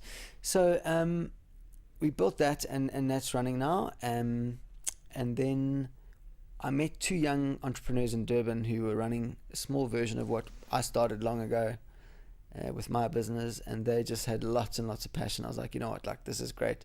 She was working part-time to fund the business while he was kind of trying to. So I said, okay, let's find funding. We're going to invest. You leave your other job. You work here now. Wow. Yeah, and I you must made say, somebody's dream come true there, bud. well, you know, how incredible. we made it possible. We increased the possibility of it. Or probability. She has to now, put in the hard legs. But they are, and they are doing a great job. So and they're based in Durban? They're based in Durban. Okay, because you're from Durban, right? Yeah, I'm a Durban oak. Yeah. So they also own a festival, the Durban Summer Comedy Festival, which I was excited about, trying to bring comedy back to Durbs at least once a year and build on what they're doing. So we're doing that now, and so there's the three businesses, and it's busy. So I just I do work a lot, and it's by choice. Like I have to get up at like 4:30 in the morning to study because there's no other time. Yeah. 4:30. Oh, these are the sacrifices we need to make. Yeah, that's the study time. In the office, we kind of my main partner and I, because my partner in my life used to work at MTN, and she would come home and like just not love life. And eventually I was like, well, like they don't appreciate you. Why don't you take a massive pay cut? Come work with me. And then so that's what we did. And massive pay cut. Yeah, Taff joined the business, and then, you know, in the allotted time, I just said to G's, like, you've really done a great job here, so you're gonna have half the company, and that's the deal. So, wow. Well, that was kind of always my thing, was to make it equitable. So Taff and I run that business. We are in the office by 7 in the morning, and you know, between traveling and shows and the production work and whatever, we all kind of, you know, cover for each other. But yeah, so there's a lot going on. It's fantastic, and I think there's a lot of. I love South Africans for that, man. You know, I've had Brandon Oritz on the. Oh yeah, Brandon's cool. Yeah, Brandon's too cool, and now he's busy doing his own production company. Yeah. And I've had Gabriella Cirillo on the podcast. She's busy pivoting now in terms of starting to open up a business, like I was discussing with you. Right. Which is really cool, and she's got massive. You guys have all got such interesting things to offer big business. Gilan has done exactly the same thing. Absolutely, yeah. Gilan's gone from, and I love it. You know, I'm just sitting here and I'm like, how cool is this? I'm a business consultant and I love business. Yeah. I mean, that's what I love. And seeing how all these guys are doing it and the way they're doing it, and because you are a public figure. You're a public figure. I mean, that's just what it is. And you can become the old, faded, dead, sour public figure. Absolutely, but it's a syndrome in this country. Yeah. Or alternatively, you can pivot and make something and use that momentum and use that authority that you almost have. Yeah. You know, that public figure privilege. Yeah, there is privilege. Of course there is. I'm not unaware of the fact that I abused that privilege like a lot when I was younger. I mean, I lived like a lunatic, and yeah, it's funny you mentioned that thing about racism. The first step of rehab is to admit, like, I'm very familiar with the rehab steps. So because I've been yes, I heard as much. Yeah, and I mean, I'm not. No. It's not like a weird topic. I mean, I went and I was just all over the show, and I really enjoyed being in rehab. It's weird. I thought it'd be really traumatic, and I found it to be, in some ways, which is weird for an atheist, quite spiritual. I found it to be really meaningful, and in a way. I mean, there were important things. Like it reminded me that I'm a dad, and that was huge for me because I was obviously behaving quite badly, and I already had a kid, so that's not good. But it gave me the impetus to have a much better relationship with my daughter, which is wonderful. Is really good now. We just went overseas for a week. We got a gap, and I'd there's a college that she's really keen on, an art college, and I just thought, fuck it, let's go. Really? So Where? we went in Paris, and yeah, so we just went for a week, and like, I mean, it was really kind of reckless, but I don't give a fuck, man. No one's ever going to take that away. So we went, and we walked 91 Ks in a week through art galleries and like museums, and I just looked at architecture. And it's fucking fantastic to have a kid who kind of relates to what I relate. It's really cool. Yeah, because you're both artistic, just in different ways. Yeah. So she's more. She wants to be an animator, and so like character design and development. And I'm quite proud of the fact that she's decided that's the kind of band within animation that like she's thought about it. You know what I mean? Yeah, absolutely. That's and how old is she? She's 16 now. Yeah, so she's... When I was 16, I was still worried about trying to get laid. Exactly. Fuck, I hope she's not. No, of course she's not. She's not. And I know a whole bunch of Brazilian Jiu-Jitsu guys, bro. Thank you. You know what I mean? I'm going to phone you. You phone us. Dude, when my goddaughter was 4, I already put out a message on Facebook. I'm like, right, listen, motherfuckers. I'm going to... Yeah, right. I'll just know. you. Yeah. Just know. When she was 4.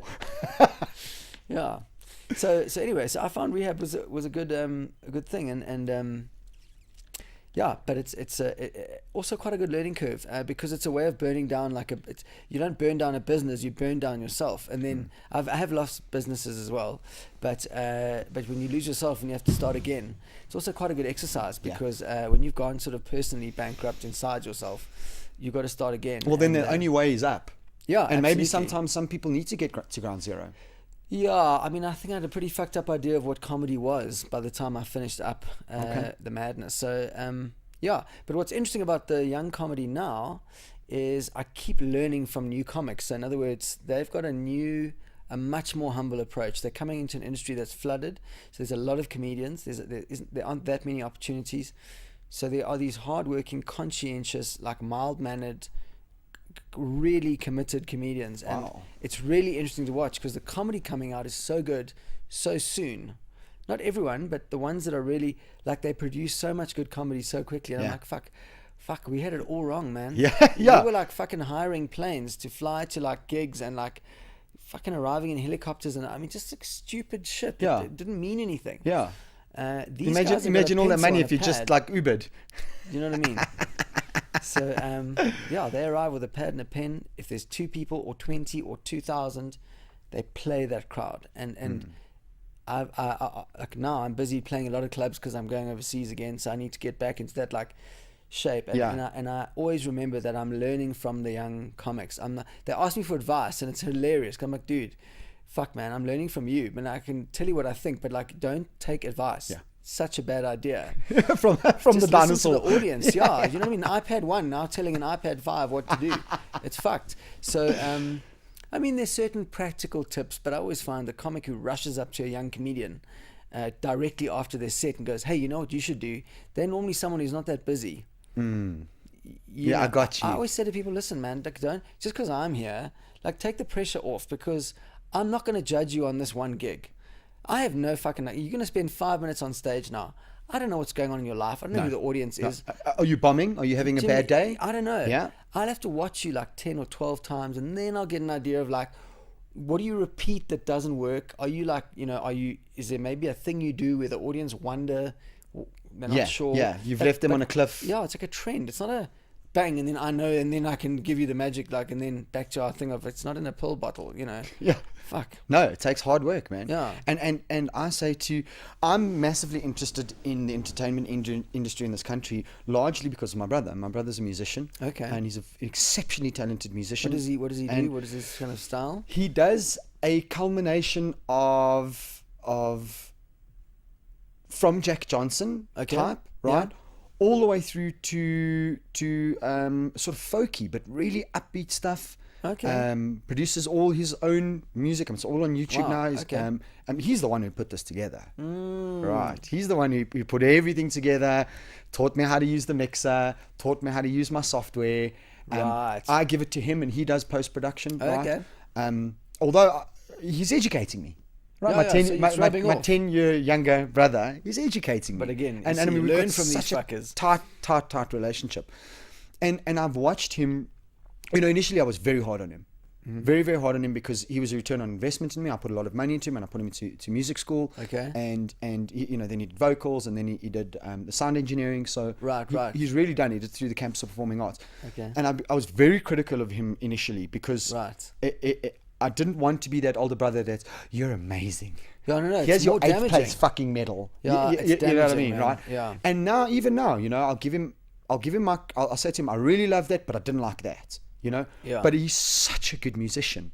And I'm just sitting there going, when? Right, yeah. When is it gonna happen for him? Yeah, and is yeah. it gonna happen for him? And I'm saying to him, don't think it's gonna happen for you. Yeah. No, think it's gonna happen for you, but don't expect it to. Yeah, I know what you Have mean. your backup plans. Yeah. Because it it's may tricky, not. man. It may not. It's And heartbreaking. musicians and comedy and actors in this country. Yeah, it's hard. And Fuck. people don't realize It's- the market's got so big. Yeah, but it has. But it's become harder for young comics course. to stick their head up. It's become harder for young musicians. Yeah, my best friend is a music manager, and it's a very hard game, man. Like if my daughter comes and I want to do music, I'd be like, oh, really? I'll back you. But like, I mean, Yeah. and by back you, I don't mean, it's not about the money, No, from a it's support just to, point of view. to believe in that dream with you, because music's very hard. And the other thing about showbiz in South Africa is it's not sustainable. In other words, you don't get into the Ricky Gervais league and then No. you don't really have to ever work again. No, yeah. It doesn't happen here. No, it doesn't happen here. Do you know what I mean? Like, Yeah. it's so Yeah, rare. yeah. So Your financial trajectory in terms of fame in South Africa versus fame yeah. over there, Yeah. I mean, it's night and day. It's like there's got to be a time when I cannot possibly stand up at another like branded event and like I'm your MC. The fact that I'm up there will be a crime against younger comics. Like, it's not cool. So I have to factor in a life where I got you. do you know what I mean? I have a study Yeah. and I go in there and I work on shit, and I mean, I'm involved in some writing and I do bits and bobs, but I have to understand a future where I'm not relevant. Yes. And I've worked hard to stay relevant. Like, for a long time, I was like talking to someone the other day at my agent, and I was like, fuck, dude, I've been doing corporate gigs for 25 years. Holy shit. That's probably one of the longest, like, consistent Running, corporate, yeah. It's insane. But I've eaten a lot of shit in that time. But again, I'm grateful, because when I do my own show, then, like, fuck everyone, man. It's my Yeah. I'm going to gig. say what I want to say. I'm getting the band I'm I gonna want. do what I Yeah, I mean, I'm wanna like, do. who would get an Afrikaans thrash metal band? Swar just Metal. I mean, are you mad? On Like, your show, I love it. yeah, so And then you Quibus, turn they were around called and you're like, Quibus. yeah. That's I had amazing. Bitter Einde at the last one, and fuck, it was fantastic, because we got a brand new sound system for the theatre, and never been tested ever, and they've got to they've got to push it to ring it out.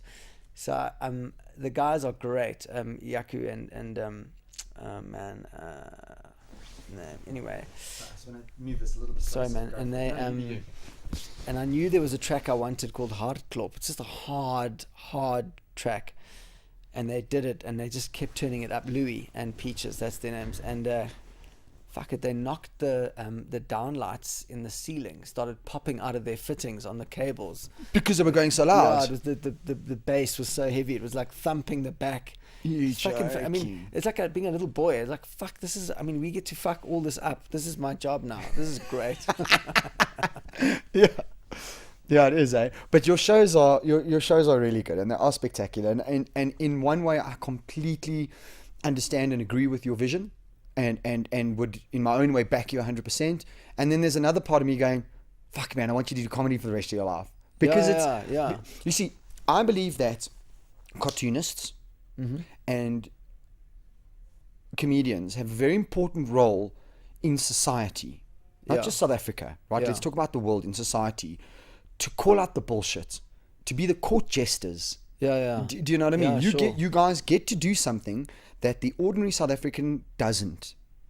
Yeah, You know, absolutely. Yeah, if absolutely. you get to create conversation that we can't, right? You get to discuss things that really matter that we can't or are too scared to. Maybe, because we also have this level of self sort of regulation that Yes. we've imposed on ourselves Yeah. in terms of PC and what's not PC, because we're all fucking running around and we don't know what to do with ourselves. Yeah. Right. And we want. So famously, somebody who I mentioned, you were coming on the podcast. She said, "I love him. He gets to say what I'm thinking." yeah, absolutely. You know- but it's almost like a responsibility. That's what I'm trying to say. Yeah, so like I have pass- that. So I have a level of privilege, as you said. Yeah. If I don't use that privilege to listen to what people are thinking and then articulate it, Yeah. that's a bit bullshit. It is, isn't it? Yeah. Yeah. There is I this really, level of. because you need to be that. There's got to be that. It's almost like on a kettle that lets off the steam. Yeah, because people want to let off the steam. People want to hear it and go, yes, I fucking agree with him. Yeah, 100%, that's what they want to do, you know. Yeah. And they want to turn around to their friends and say, have you heard that? Look, I know we're going back to it, but it's just because it's so prevalent. But look at humanity. Yeah, I mean, it's exactly. It's inappropriate thoughts that we bottle up, and he just lets them all out. He's sitting there, and he's basically summing up what the hell's going on in Europe right now, and for a large degree America. Yeah. And you're just sitting there going, yes, I agree with that. Yeah. You know, and maybe it does open dialogue, because I believe comedians open up this dialogue, and I believe that cartoonists open up this dialogue. Big time. Yeah, massively huge. so. I'm a big fan of... I mean, Roman and Matt's just recently on the Renegade Report had Germ on. Yeah, okay. Right, you know, and I listened to that podcast and I loved it, and I loved listening to what he has to say. Again, do I agree or disagree with him? That's irrelevant. Yeah, it doesn't matter. That's not the point, Yeah. and that's never the point. Yeah. But I loved listening to what he had to say, and I think it's. I'll tell you a secret. I secretly harbor this desire to be a comedian. Okay.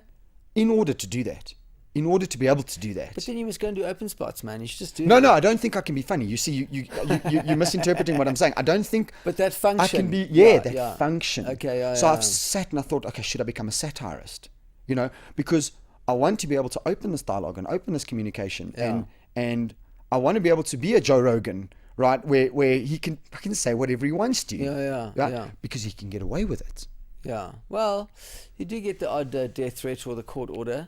If you're doing it properly, but I mean, I'm very involved in.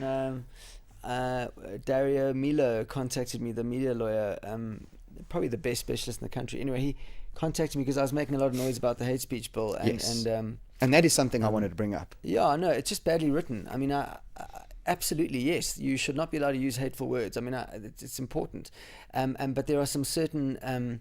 There's some ignorance around it. First of all, the bill is very badly written in law. Agreed. It's a badly written bill. Because it leaves a lot to ambiguity and... Well, absolutely. I mean, under its current draft, I don't know if it's been changed yet, but if you were to stand up in public and read the Bible or the Quran, there are passages in there that would get you arrested for inciting violence. So, it's literally. It's just a lazy piece of legislation. Yeah. I think it was written to garner votes rather than to actually change the law for the better. Yes. If you tell me there's a law that must stop people from calling children names that make them cry, I absolutely agree. That infringe on people's dignity, yes, absolutely.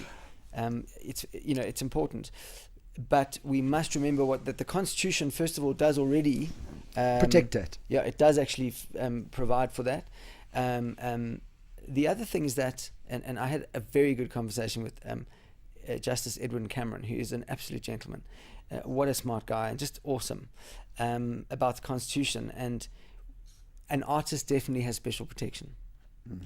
We definitely have. We're allowed. You have an artistic playground. Absolutely. That you can play in. Yeah, and it's very specific. In other words, in the submission that we made to the courts, there are 3 things that we're allowed to do that, let's say, Penny Sparrow cannot. Mm-hmm. And that is, we can shock, offend, and disturb. And that's almost like functions of art.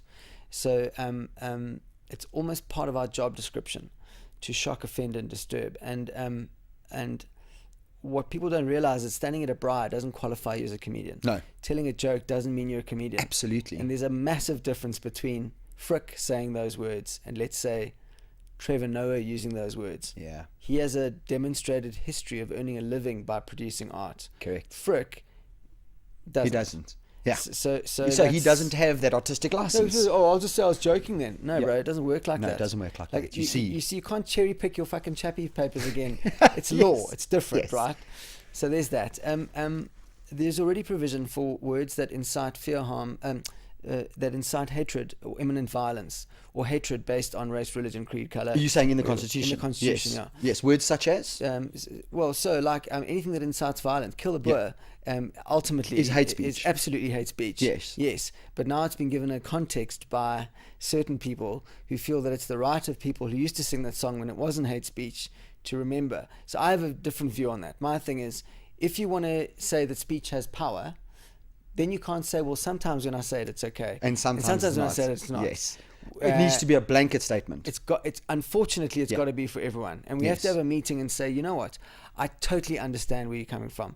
I'll never fully understand it, but I appreciate that you have a lot of thing about that. It's history, yeah. And we're going to sort this out, and we're going to try and do that, and we're going to do this. These are things we're going to do, but you can't use those words anymore.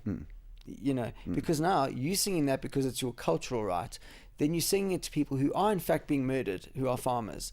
Now they've got friends who saw them being murdered. Now those friends get angry because they say, well, fuck you, you're causing this. And then they're like, no, well, fuck you, we weren't singing about you. Yes. The whole thing is a mess. A complete and entire clusterfuck. Do you know what I mean? So it just takes a little bit of understanding from both sides. And that's the problem, is we just knee-jerk, like revert back to defend our own Position. Exactly. And it's indefensible.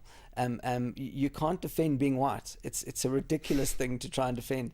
And the great thing I've learned is that there's nobody as over defensive as someone whose position doesn't have a defense. Yeah. Yes. Or is it? Yeah.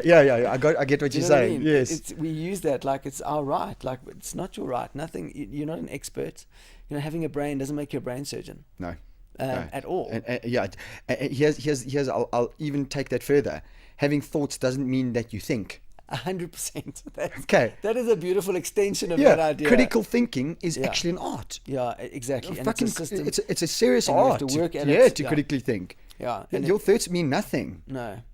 You know, in all this academics, there's the standard thing that you learn a lot of models and frameworks, and so these are templates that you feed information into, and then you process that information, and then you see what the outcome is. And that's a very broad description, and they all have flaws and limits and stuff like that. But and you can counter argue them. But what they teach you is that having the model doesn't mean anything. You've got to put the information in. Yes. There we go. It's just an empty it's just a model. So brain is just a model, and then if you haven't fed the information in, that means nothing. or if you just have the information and no model, again, it's not. And people like frameworks, right? Yeah. People like, so if you take kids, right? What do kids do? Kids go into a playground and they start playing, and immediately they start creating rules. Right. Okay, so these are the rules of engagement. Yeah, absolutely. Okay, and you can't break that because then you're cheating, right? I think adults are no different. Absolutely no different, right? We want our rules, we want our framework, and let's play within that framework. Yeah. But when the framework is neither here nor there, well, then I don't know what to do, and that's dangerous. Absolutely. Yeah, exactly. And it's this thing of like, just because you're not doing my framework, then fuck you. Yeah. But the other one's going, but what about my framework? Yeah. No, but I already have a framework. Yeah, but so do I. Yeah, but And they don't mine's- match, But mine's and they don't better. clash. Yeah, but okay, how's yours better? Do you know what I mean? I'm with you. Who decided yours was a I'm better with you. framework? So are you getting involved in this? You were saying to me, now you were speaking about this gentleman who got hold of you, this advocate. Oh, right, yeah. So Dario asked me to just organise whoever wanted to be involved, and I collected examples of work. And this is coming from comedians specifically. Yeah, so it's an alliance of, I think, 12 comedians, and then obviously Dario is helping us, and he's some wonderful attorneys that have given their time, and advocates and stuff, that have just helped to draft everything. So we drafted this, and then we submitted it to the High Court. So is it the High Court? Anyway, it's been submitted to the courts, and we haven't heard back yet. Okay. But the next stage might be verbal representations in Parliament, so that will be very interesting. Wow. Because basically what you're trying to do is, and I'm asking, are you trying to submit something which secures comedians' right to be comedians? Yes, it's really just. So excuse my ignorance, but I really want to know. It's a good question. Like, we're not saying no hate speech bill. What we're just saying is that if you're going to have a hate speech bill, great, but you've got to word it conscientiously. It's got to be written properly. Correct. It seems on the surface to be a very bad piece of law that's very hard to enforce in its current state. So if it's unenforceable, it's pointless. Why have it in the first place? Absolutely. Yes. The reason you're having it is because you needed to tell the black public that you were taking action against white racists. You were finally doing something about white racists, which should be done, no doubt, but you can't just do it by slapping a few sentences together and throwing it in. How do you ban the Bible and the Quran from public discourse? Yeah. Like, every week you can have someone in court now. Correct. 1,100 people. Every comedian. Every comedian's going to jail. Every cartoonist Yeah. is going to jail. Yeah.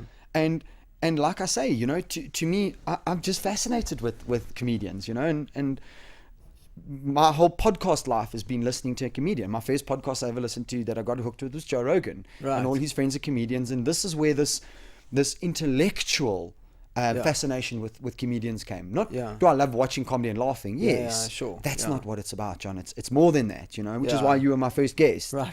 Okay, but Yeah. but really, I have this intellectual fascination with what you can get away with, and you have a responsibility. Yeah. To do that. Do you know that no comedian is been called out in this whole racist online social media? There hasn't been one yet. No, look at what Ricky did. Yeah. Well, I mean, he really goes beyond. It's unbelievable. It's crazy. And famously now, because I've been following him on Twitter all the time. He even retweeted one of my tweets. Oh wow, right? cool. And he famously said afterwards, he said, "Thank you to everybody for the Twitter exchange. All my material for the next show is done." Just on that, yeah. Just bam. Yeah. Because he created a shitstorm. Yeah, no, he really did. I mean, it's a great show. It's an incredible I don't watch show. a lot of comedy, but I watched that and I Yeah. really liked it. Yeah. And I haven't necessarily liked all of his stand-up. I've loved his TV shows. No, I loved his TV show. Yeah, they were brilliant. Yeah, all and of Idiots them. Abroad was incredible. Did you watch that? Yeah, with old Pilkington. Yeah, I liked Extras. I liked The Office, and I loved. It was just a one name. It was a guy's name, not Kevin. Oh dear, I'd affect. Wow, I can't get it now. Just he plays a. He says that the character's not autistic, but he seems to play it as autistic. It's about kindness. It's the most bittersweet thing to watch. It's beautiful. Really? Yeah, Oh, yeah. wow. I'm trying to think of the name, man. I'll kick myself. It's like Lenny, but it's not Lenny. It's a one-word name. Great. He's very good at that, walking that line between. Yeah. And then he'll swing, and he'll all of a sudden become very, and you're like, oh, heartbroken, and look then at he's how, back to yeah. it. Yeah. Yeah, and then he goes to the next. Yeah. But I love that. I love that artistic license, and And I think he's brought that into the new show, the Humanity. Although the new one is almost like starting to be launched or booked, or he's written a new one. Or oh really? yeah, it's called. I can't remember, but it's superhuman or It's not based superhuman. on all the Twitter. Yeah, comments absolutely. he got. It's incredible. Yeah. And I mean, what guys don't get it is, as a comedian, you're literally, with all the hate that he got, he literally got what he wanted. Absolutely, yeah. Literally. He's Yeah. not a politician. He's not No, a he doesn't owe anyone podcaster. anything. He's just literally going, thank you. And the more you talk about it, the more people watch it, the more money I make. Yeah, absolutely. And he talks about, I'm so rich, and I'm so. Yeah, he walks on. whatever. I'm so rich. Yeah. Thank you. Yeah, and then I don't know what milk costs. Here's $1,000. Get me one. Yeah. It's fantastic, man. Yeah, no, very good. So he does it for me because he there's a substance to what he's doing, Yes. which is cool. And he's very intentional. I mean, he's very intelligent. Yeah. Massively intelligent. Yeah, no, he's smart and Good businessman. very empathetic. Yeah. He's Yeah. definitely run his. So business make no well. mistake that everything he's doing is exceptionally calculated. Yeah, well, the Humanity was the biggest stand-up event in history. It made more money than anything else has ever made at a box office to do with stand-up in the Ever. history of the world. Yeah, Wow. yeah. And good on him. Oh, fuck it. I mean, why not? you Good, know? no, it just adds more money. The fact that he's like still wearing his Asics and his like jeans and like t-shirts and And he's a little bit. yeah, he's paunchy. Yeah, I mean, it's just I love Louis C.K. I know you've been whacking off in front of people and he's taking a break, but his comedy was deeply empathetic and I really liked it. I had heard before that he whacked off in front of some of his What? personal assistants, but Okay. I don't know, man. I wasn't there, and it's if hearsay. somebody didn't want to be in a room and he was whacking off and locking the door. That's wrong. It's wrong. But those people who connect deeply with Bill Cosby. I grew up watching Bill Cosby. I didn't know he was a rapist then. No. And he shaped a lot of my early comedy ideas. So it's just the way it is. Yeah. And it's funny how we love someone so much and then suddenly we retro hate them. I've always hated him. Yeah, I have to say, I liked him a lot, and then I kind of went. He was mild, and I didn't really like him. And then obviously he was the rapist and whatever. So that's horrible, and now he's a monster. But I can't change the fact that he was the first cassette that I ever listened to. Yes, absolutely. You Bill can't. Cosby. Yeah. And my dad bought it for me because he was clean. Really. Yeah, and it's interesting to me that my dad always said, he doesn't have to be crude. He's just got timing and he's got ability and he's got like delivery and I've got you. How amazing. like a model of Yeah. okay, but then he was going home and raping everyone. So like fuck, man, I know. Well, so was Gandhi. Gandhi was fingering the children in the bed. So I mean, I just I mean, what the fuck, dude? Yeah. You know, and I don't see it as a. It's I'm not an idolizing. angel. I'm not an angel. It's yeah. idolizing. You know, I think the Yeah. difference is between. So let's take you. I mean, I really hope, based on this exact statement, that you don't have seriously dark closets. You know, secrets in the closet. But okay, so you've been through some shit, and you've been through rehab, and our lives now are a lot more transparent than these idols that we had. Yeah. You know, who portrayed this life, and in the one were doing another, and they were our idols. Yes. Yeah. You know. Yeah. You know what I mean? Yeah, I'm quite confident. Mostly, look, a lot of blackout drinking, but I'm pretty confident that even for normally my madness involved professionals. So, because even in my maddest, I'm just not that guy. I'm just not like. I'm just so not aggressive in any way. I mean, I come across aggressive on stage because ideas make me angry. Yes, but with humans, but that's probably just passion. Yeah, I know. Look, right, you're passionate about your delivery of your material. George Carlin, what did he say? He said, George Carlin's great quote was, "Most people have pet peeves. I have major psychotic fucking hatreds." There we go. He's one of my absolute heroes. He's dead, but I mean, great. you know, I know what it takes just to have this conversation, right? Just from podcast 1 to podcast 14 now. Yeah. Right. The way I needed to do everything just to have this conversation. And I mean, a conversation is fairly easy. Standing up on stage, you know, I know what it takes, and I've seen what it takes, and I've seen different artists in different environments putting together that show. No wonder, man, you're emotionally attached to that. Yeah, I know. Massively emotionally attached to that. This last show particularly, because The Good Racist. I knew it wasn't going to be my most commercially attractive theme. But that wasn't the point. No. And also, normally in the beginning of the show, when everyone's a bit awkward about realizing what the show is actually going to be, which is like literally attacking everyone for being a racist and not giving up on it, I would normally sort of steer off that and go back to material, like dick jokes and whatever. Got you. To win the crowd back. But I made a call not to do it, and you're saying you didn't do it in this one, eh? No. Wow. I didn't give a fuck, well, you know, I mean, I put it in the material. I told everyone what was going to happen, and they all came, good racist, and then he's joking. But overwhelmingly, I got great response from going, Jesus, you know, it was funny, but also it made me think. I can't get a better review than that. Like, I'm not interested in if like more than 3 people say, Jesus, I really thought about it afterwards, and the overwhelming comment to the office was, we talked about it in the car on the way home. Like people would get hold of us and say, you know, we spoke about this show all the way home in the car. That's the conversation we've been missing in this country. It's an honest reflection on what really happened here. You know? And so in other words, success. Yeah, I would say. Yeah. I mean, I'm really. And you're going to you taking that exact show to Australia. Yeah, I'm tweaking it slightly because obviously the show is pitched at South Africans. Yes. So you're going to change it a bit now for so a bit of a global market. A cool friend in Australia that I met last year, Alice Fraser, really good comic and academic, really good and super clever. So I phoned Alice. I was like, man, I got to talk to you because I'm bringing the show, and like I just need to understand what the fuck, because I can't come there as some sort of like expert and I don't know what I'm talking about, you know. So we just spoke about some history and some highlights of the political situation. So I'm hoping to add a few bits and bobs, and yeah, I just need to adjust it slightly, but it's really at the angle. Yeah, the research is the same. Yeah. Yeah, the message is the same. It's just the delivery that'll. Yeah, I got you. At a certain level of history, whiteness, there's no difference in the racism. It's been everywhere. Yes, done it everywhere. Throughout the whole world. And there's nowhere where we haven't been racist, I promise. Yes. And I trace it back, you know, it's like also evolution pitting its own, there's an evolutionary angle to discrimination, which you go back to anthropological stuff. Yes. It's a survival mechanism, and of course, the bottom group. line is... It's group... but that's exactly... Not the current political association of the word group identity. I mean old school group identity. No, my clan. My clan, my tribe, my herd, my whatever. That's it. And we stuck together. Yeah. 100%. And exactly. You know, you can take it even further than this. And for anybody who really wants to hear about this, you must listen to an evolutionary psychologist called Gad Sad. But it was so much so that even from the point of view in terms of cleanliness, because one group would have its own germs.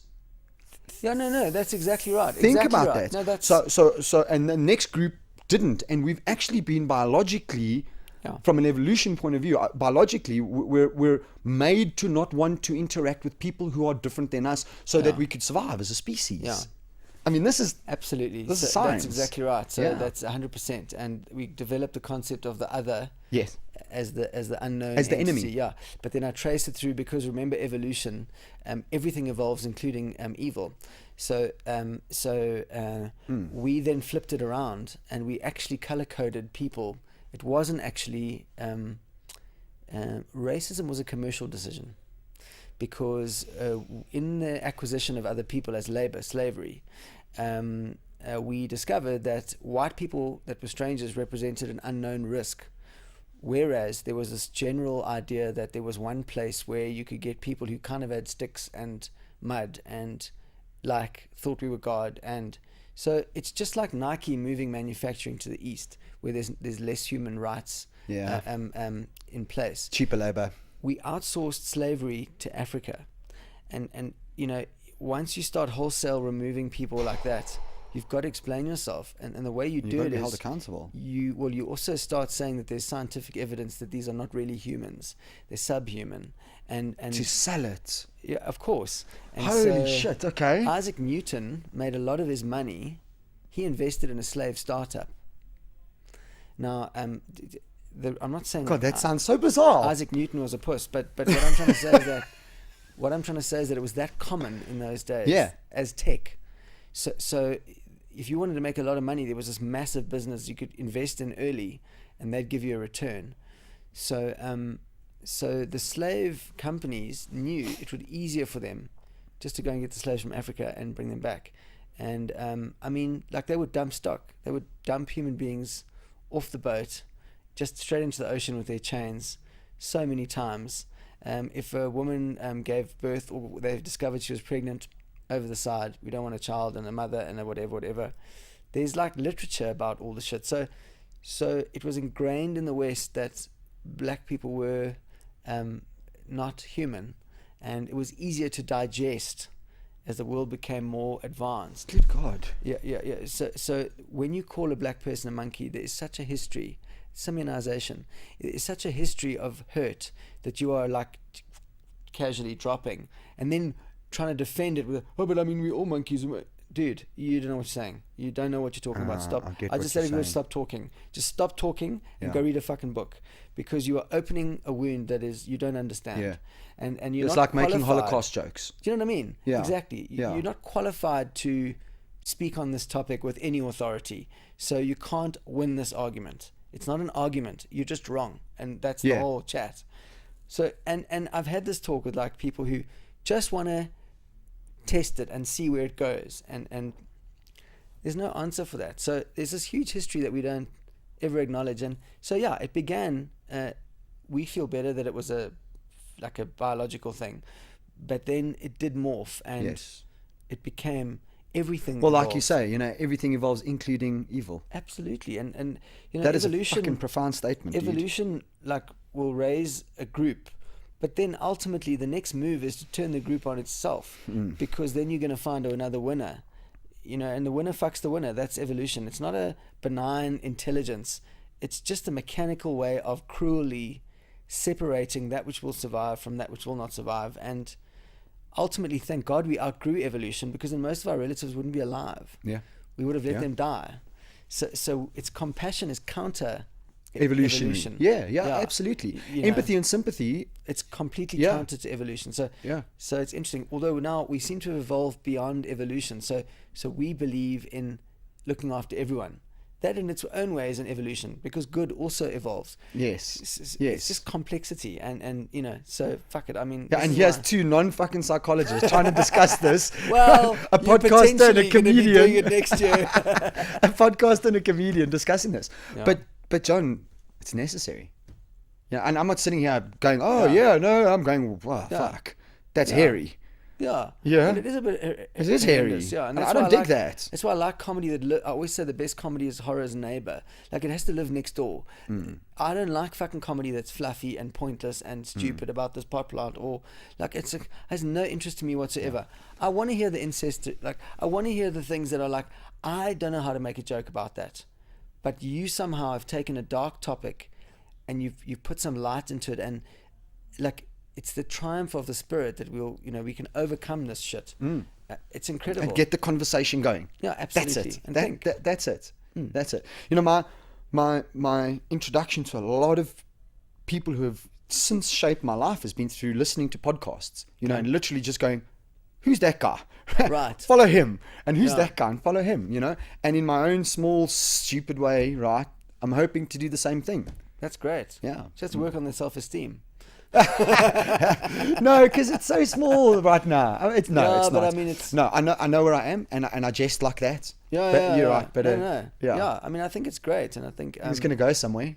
Dude, good conversations, hard to find, Yeah. Really Massively so. Massively so. And guys willing to have those conversations. Yeah. Yeah. And, you know, I must be very honest with you. You know, I had an overwhelming amount of excitedness to speak to you today. Yeah. But a slight bit of trepidation. Right? Because I don't know what you're going to say. Yeah. You know, and where does that leave me?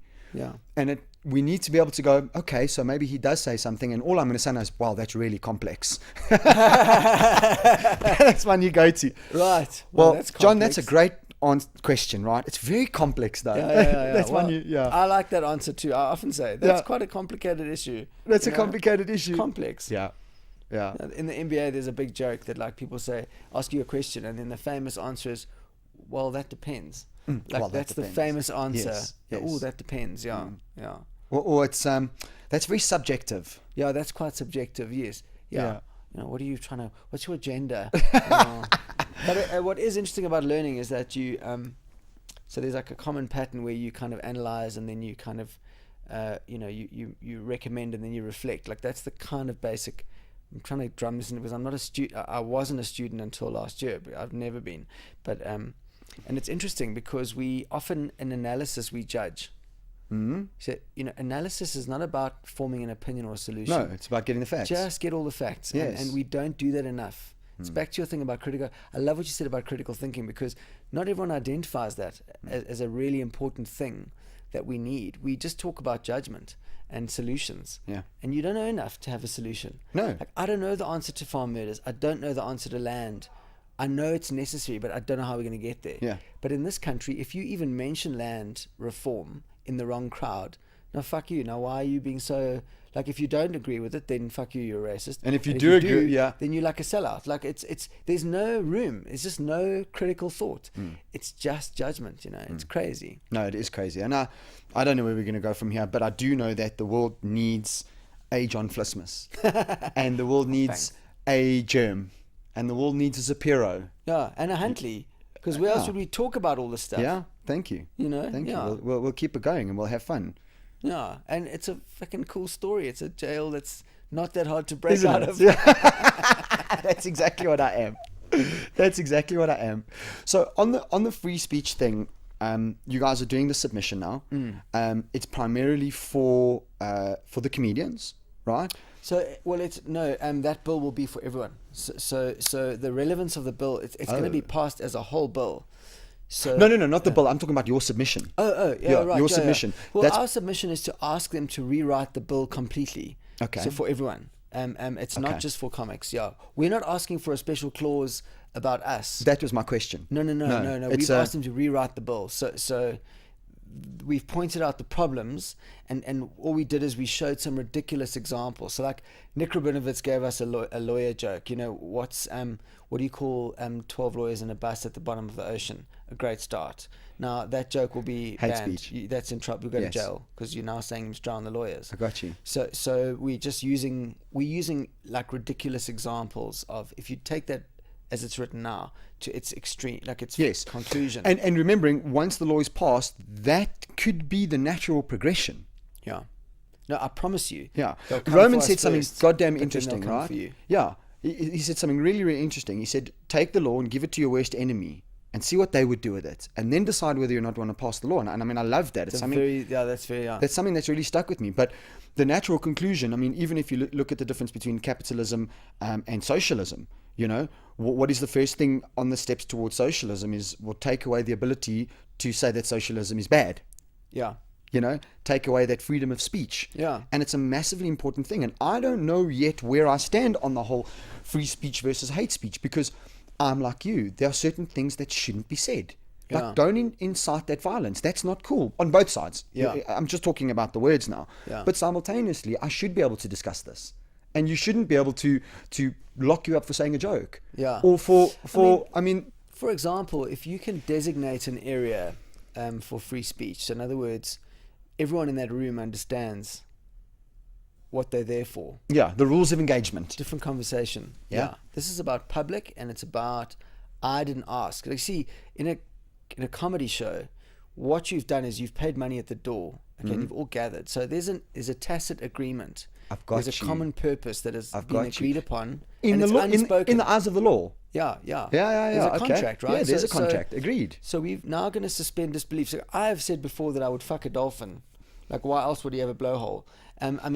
So now, okay, but I'm never going to fuck a dolphin. Like, no. Do you know what I mean? It's understood in the context. Part of comedy is surrealism and, like, breaking rules and, like, shock, offend, disturb, whatever. The idea of me actually having a penis shoved into the blowhole of a dolphin is just funny. It's like, it's funny. As long as I don't actually stick my dick into a dolphin. Exactly, because then you're weird. We crossed the line now. Now it's like, it's abusive towards the animal. It's a bit perverse. It's a weird thing. Oh my God. However, the ability to paint the picture of me fucking a dolphin and never actually fucking a dolphin is like the perfect crime. It's so perverse and it's so weird, and it kind of touches everyone on a deep level. Why a dolphin? No, exactly. Come on, John. Because everyone loves dolphins. Exactly. Come on, John. Because of how you feel about them.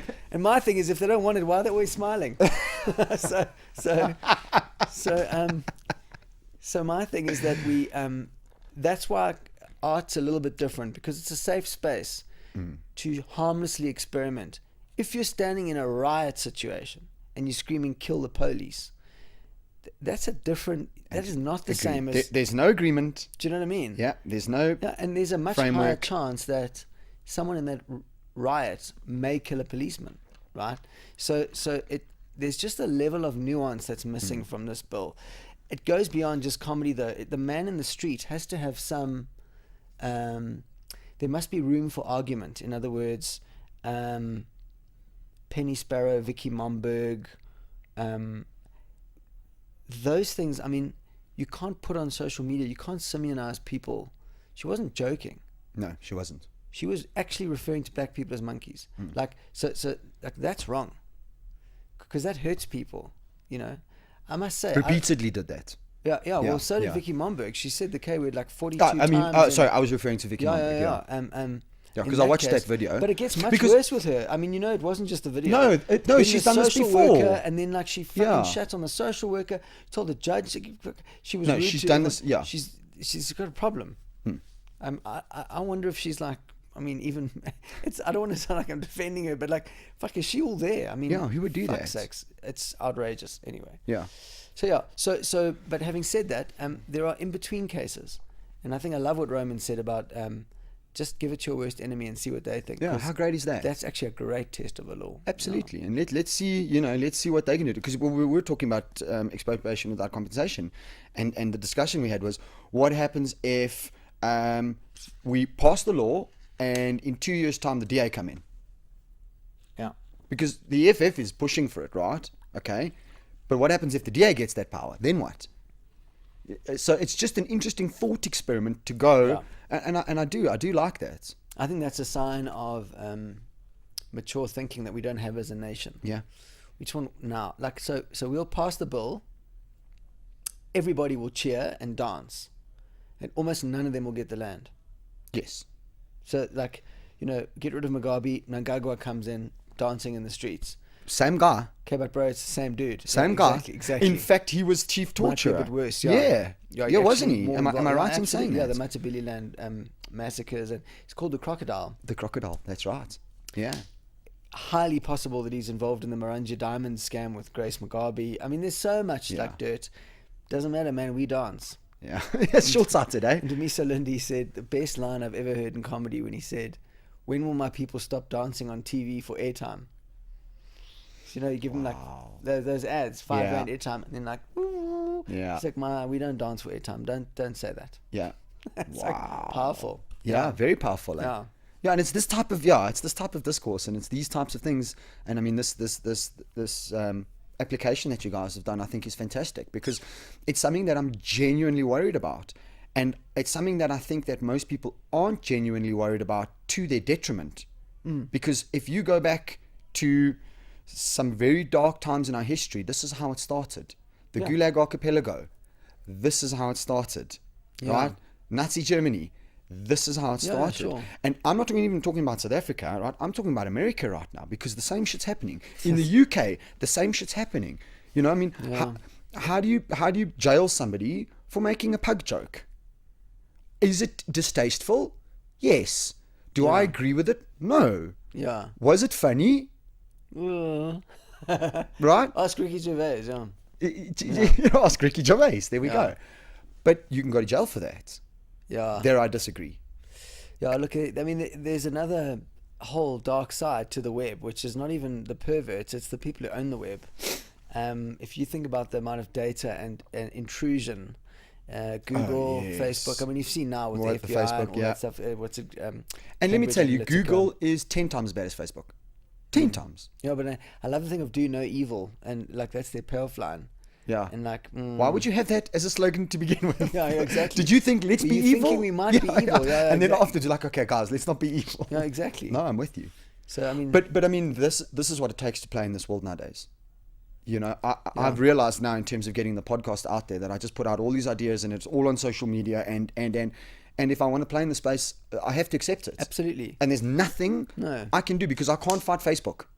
Yeah. I mean, I could Brazilian Jiu-Jitsu against Mark Zuckerberg and beat him. Have a good chance. There we go. I might beat him there. He's a geek. But I can't fight Facebook. I can't fight Google. These are massive conglomerates.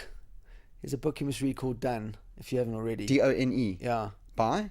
I can't remember the name. Okay, that's it's cool. in the bookstores now. Yeah. But it is a slight conspiracy theory, but it's more of a commercial. It's about the 7 businesses that could basically run the world now, but it's based on commercial numbers, not on. There's no lizards or great. Interdimensional. What do they call Freemasons or none of that? Like it's just basically the sheer amount of contact that they have with human beings. Between them, they pretty much touch. Yeah, it's probably everyone. Facebook, Apple. Yeah, it is. They're in there. Facebook, Apple, Samsung, Google. Google's definitely in there. Yeah. So, but I mean, I can intellectualize that right now as a sit-here. But they talk about like how there was a plan to up the amount of sugar in food years ago, and then slowly start to offer the market, the business that specializes in insulin, having very strong stock futures predicted long ago. And really? Okay, so is it? Yeah. You can do shit like that. We do know that the American Health Association in the 1950s, scientists were paid off to say that fat, right, is bad. Right. Okay, we know that. I mean, that actually happened. You can go and read it. There's a New York Times article all about this, where these scientists were actually paid off. So don't forget, you know, you famously said this: the most corruption is done by guys in suits. Yeah, am I right? Absolutely. Yeah. So yeah. People who look like me have not ruined the world. No. It's the fuckers in the suits. Exactly. Yeah. I'm so glad I'm not wearing a suit. Yeah, I'm actually wearing chinos, and I think my actual words are chinos. People in chinos have do more evil than we do. No, I think it was suits. I think you said suits. They're much more dangerous. They don't get fingered at fucking Abu Dhabi airport, so, you know. No, absolutely. And they've got the power and the ability to, change the course of the world. Yeah. And I mean, that's just a fact. That's not conspiracy. Yeah, no. I mean, it's absolutely it's Steinhoff. Steinhoff. A lot of people thought they were clever. Even look at what, for argument's sake, Mac has done or Apple has done, just in terms of shifting the whole course of the way we communicate and what we do, and then add in the other guys, the IBMs and Microsoft. Yeah, building new ecosystems that we live in. Completely. I mean, I'm in the Mac world. I'm very in the Mac world, and I would like to get out, but I don't think I can. You're deeply entrenched. I'm deep in there. I've got a Mac at home. I've got the iPhone, I've got the iPad, I've got 4 Apple TVs. You and me both. Do you know why? Do you know why? Because it just works. Yeah, no, look, I mean, it used to.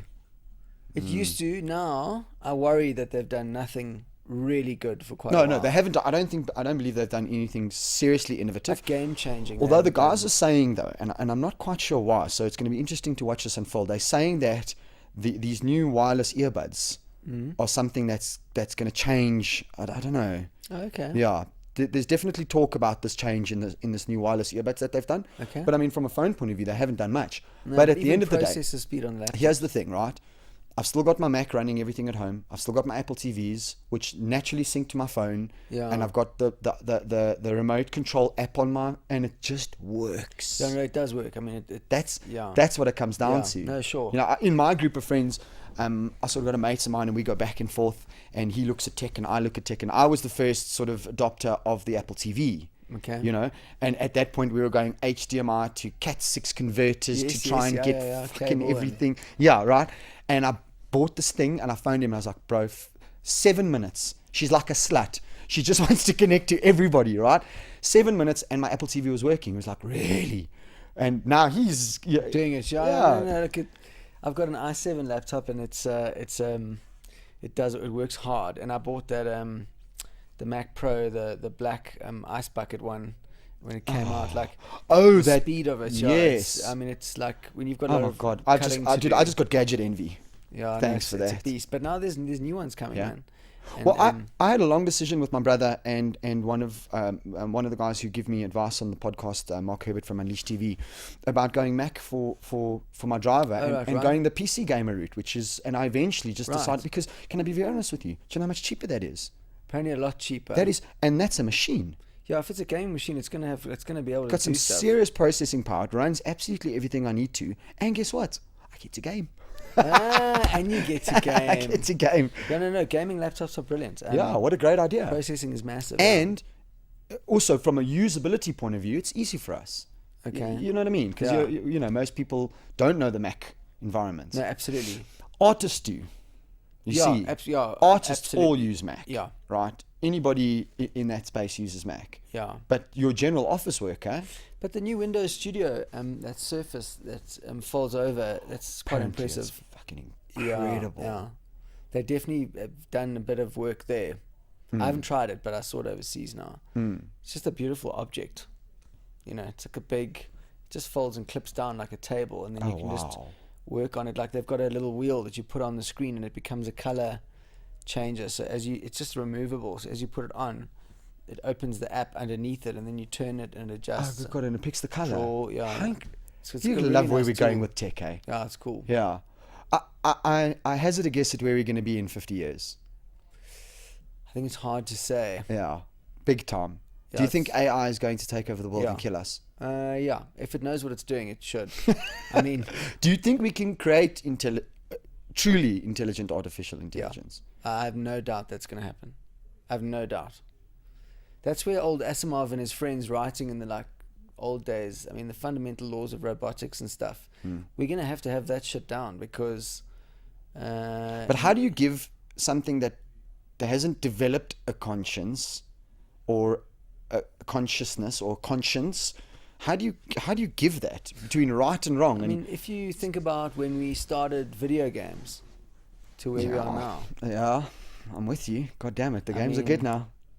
Yeah. Can fly the drone from there in Rwanda to there and drop the blood off and then fly back, and if it sees another drone, it just, and then I mean, I don't know, you know, they've they've killed I think 2 people with autonomous cars so far. Yes, there was recently one. Do you know how many we've killed in that time? yeah, there was one recently in America. And now. we judge you, we're like, oh well, they're fucking killing people now. Yeah. Do you know how many we killed on Easter here? Exactly. So 1,000 people died on Easter, or whatever the number is. Exactly. Yeah. No, you're 100% right. You know, but we judge you. Look, I definitely think that in terms of the connected society, there is something you should look at on YouTube, and I forget his name now, and I'm really sorry I have, but it's called The Third Industrial Revolution. I'm familiar with the book. Yeah. And there's a talk that this guy who wrote the book did, and he talks about this connected world that we're going into. And I think that the idea of autonomous cars delivering, I think that's fantastic. Yeah. You know, he said every industrial revolution has been power, communication, and delivery. Right. And I'm speaking under correction now. Power and communication, definitely. Yeah. It's been a culmination of those 3 together in an upgrade of technology. Yeah. And a coming together of those 3 in terms of upgrading technology that have run each of the industrial revolutions, 1 and 2, 1 in America, 2 in Europe, right? And the third one now worldwide via this connectivity Of things, blockchain and everything coming together. It's exciting. Yeah. These are great. And you must, it's actually quite inspirational. I mean, you said you've read the book, right? Yeah, it's called the something machine age. It's either the third or the second machine age or whatever. So this is a Vice Expo. And I've gone off Vice a bit. Oh, have you? Yeah. I quite like them. No, I've always loved Vice. But just lately, some of the things I'm seeing, it seems Not to me like quite they're so. pushing a narrative and pushing an agenda. Okay. I may be wrong, but that's the feeling I'm getting. So Right. I'm a little bit off them at the moment. But it's a Vice expose. And Vice, the third industrial revolution. Okay. I'll check it out. And it ends off and you're just like, wow, I want to get involved. Yeah. Because we got to jump on this bandwagon. No, yeah. I mean, we have to. Yeah. And a great thing, of course, is for me, from a podcasting point of view, is they talk about communication, right? And how this opening up of communication has just become this powerful medium. And I believe long-term communication isn't going to be television and radio, and I believe it's going to be digital. That's what I believe. No, I think TV and radio will just become digital. That'll just be. Yes, or it'll switch to, but it's going to be in the digital sphere without a doubt. Absolutely, I know the premium delivery method will be that. Yeah. If you think about what is around this building, and how unnecessary most of it will be soon. Look at what I got. Look at these cameras. Look at them. Yours is this big. Look at those fucking beasts over there. Yeah. Do you know what I mean? Yeah. It's crazy. Yeah, absolutely. So I think we're in for some interesting time. We're either all going to die. Yeah, well, we are. And that's unavoidable. Yeah, well, I mean, when our son dies, at one point we're all going to die. But I mean, I think we're all going to kill ourselves, and through spectacularly, or it's going to be interesting. Yeah, I think it'll be both. I think it's going to get very interesting before it ends. Yeah. I don't know how much of it I'm going to see, but I'm very excited to see what I do. I'm excited for my daughter and whatever she's going to do. Absolutely. Yeah. I mean, I'm a big believer in looking forward. I'm not nostalgic. I just don't believe in that. Yeah, no, neither do I. Understand history so I can learn from it. Yeah. And use it because it's our memory, eh? It's our memory. Yeah. And we forget that. Yeah, there are lessons in there. Yeah, absolutely. And then just look forward. Absolutely. Right, dude. And on that bombshell. Very good. Well, yeah. I look forward to hearing this. Thank you very much, John. And I really appreciate you coming on the podcast. Thanks for having me. It has been as good as I thought it would be, if not cool. better. Nice. And thank you. That was a great chat. Thanks for having me. And to my listeners, so long and thanks for all the fish. Ciao, guys. All right, guys. I hope you enjoyed the show as much as I did. That was a little bit of chaos. My jaw still sore from so much laughing. But what a pleasure and a privilege to have John on the show. Like I said in the podcast, having comedians, comedians have a very specific role to play in South Africa and the world, man. And John's one of the old school guys, and I think what he's doing for young comedians is absolutely incredible. And what he's doing with regards to the hate speech bill is good thing, and it was just so great to have him on the show. As always, the show is brought to you by Jared Smith, who's my main equipment sponsor and the Thought Lab sound engineer. Jared just recently did a cover of Barcelona by Ed Sheeran, which is really, really incredible. And you can go check that out on Facebook, or you can go check it out on YouTube. It's JARYD SMITH. Also brought to you by Teletrack. And this week's podcast was done at the Teletrack Studios, and thanks to Dieter and Wesley for all your assistance. You can go check them out at www.teletrack.com, TELLYTRACK.com. And right, guys, that's it for the week, and that's it for the show. Thank you very much. I'll catch you next time. Ciao.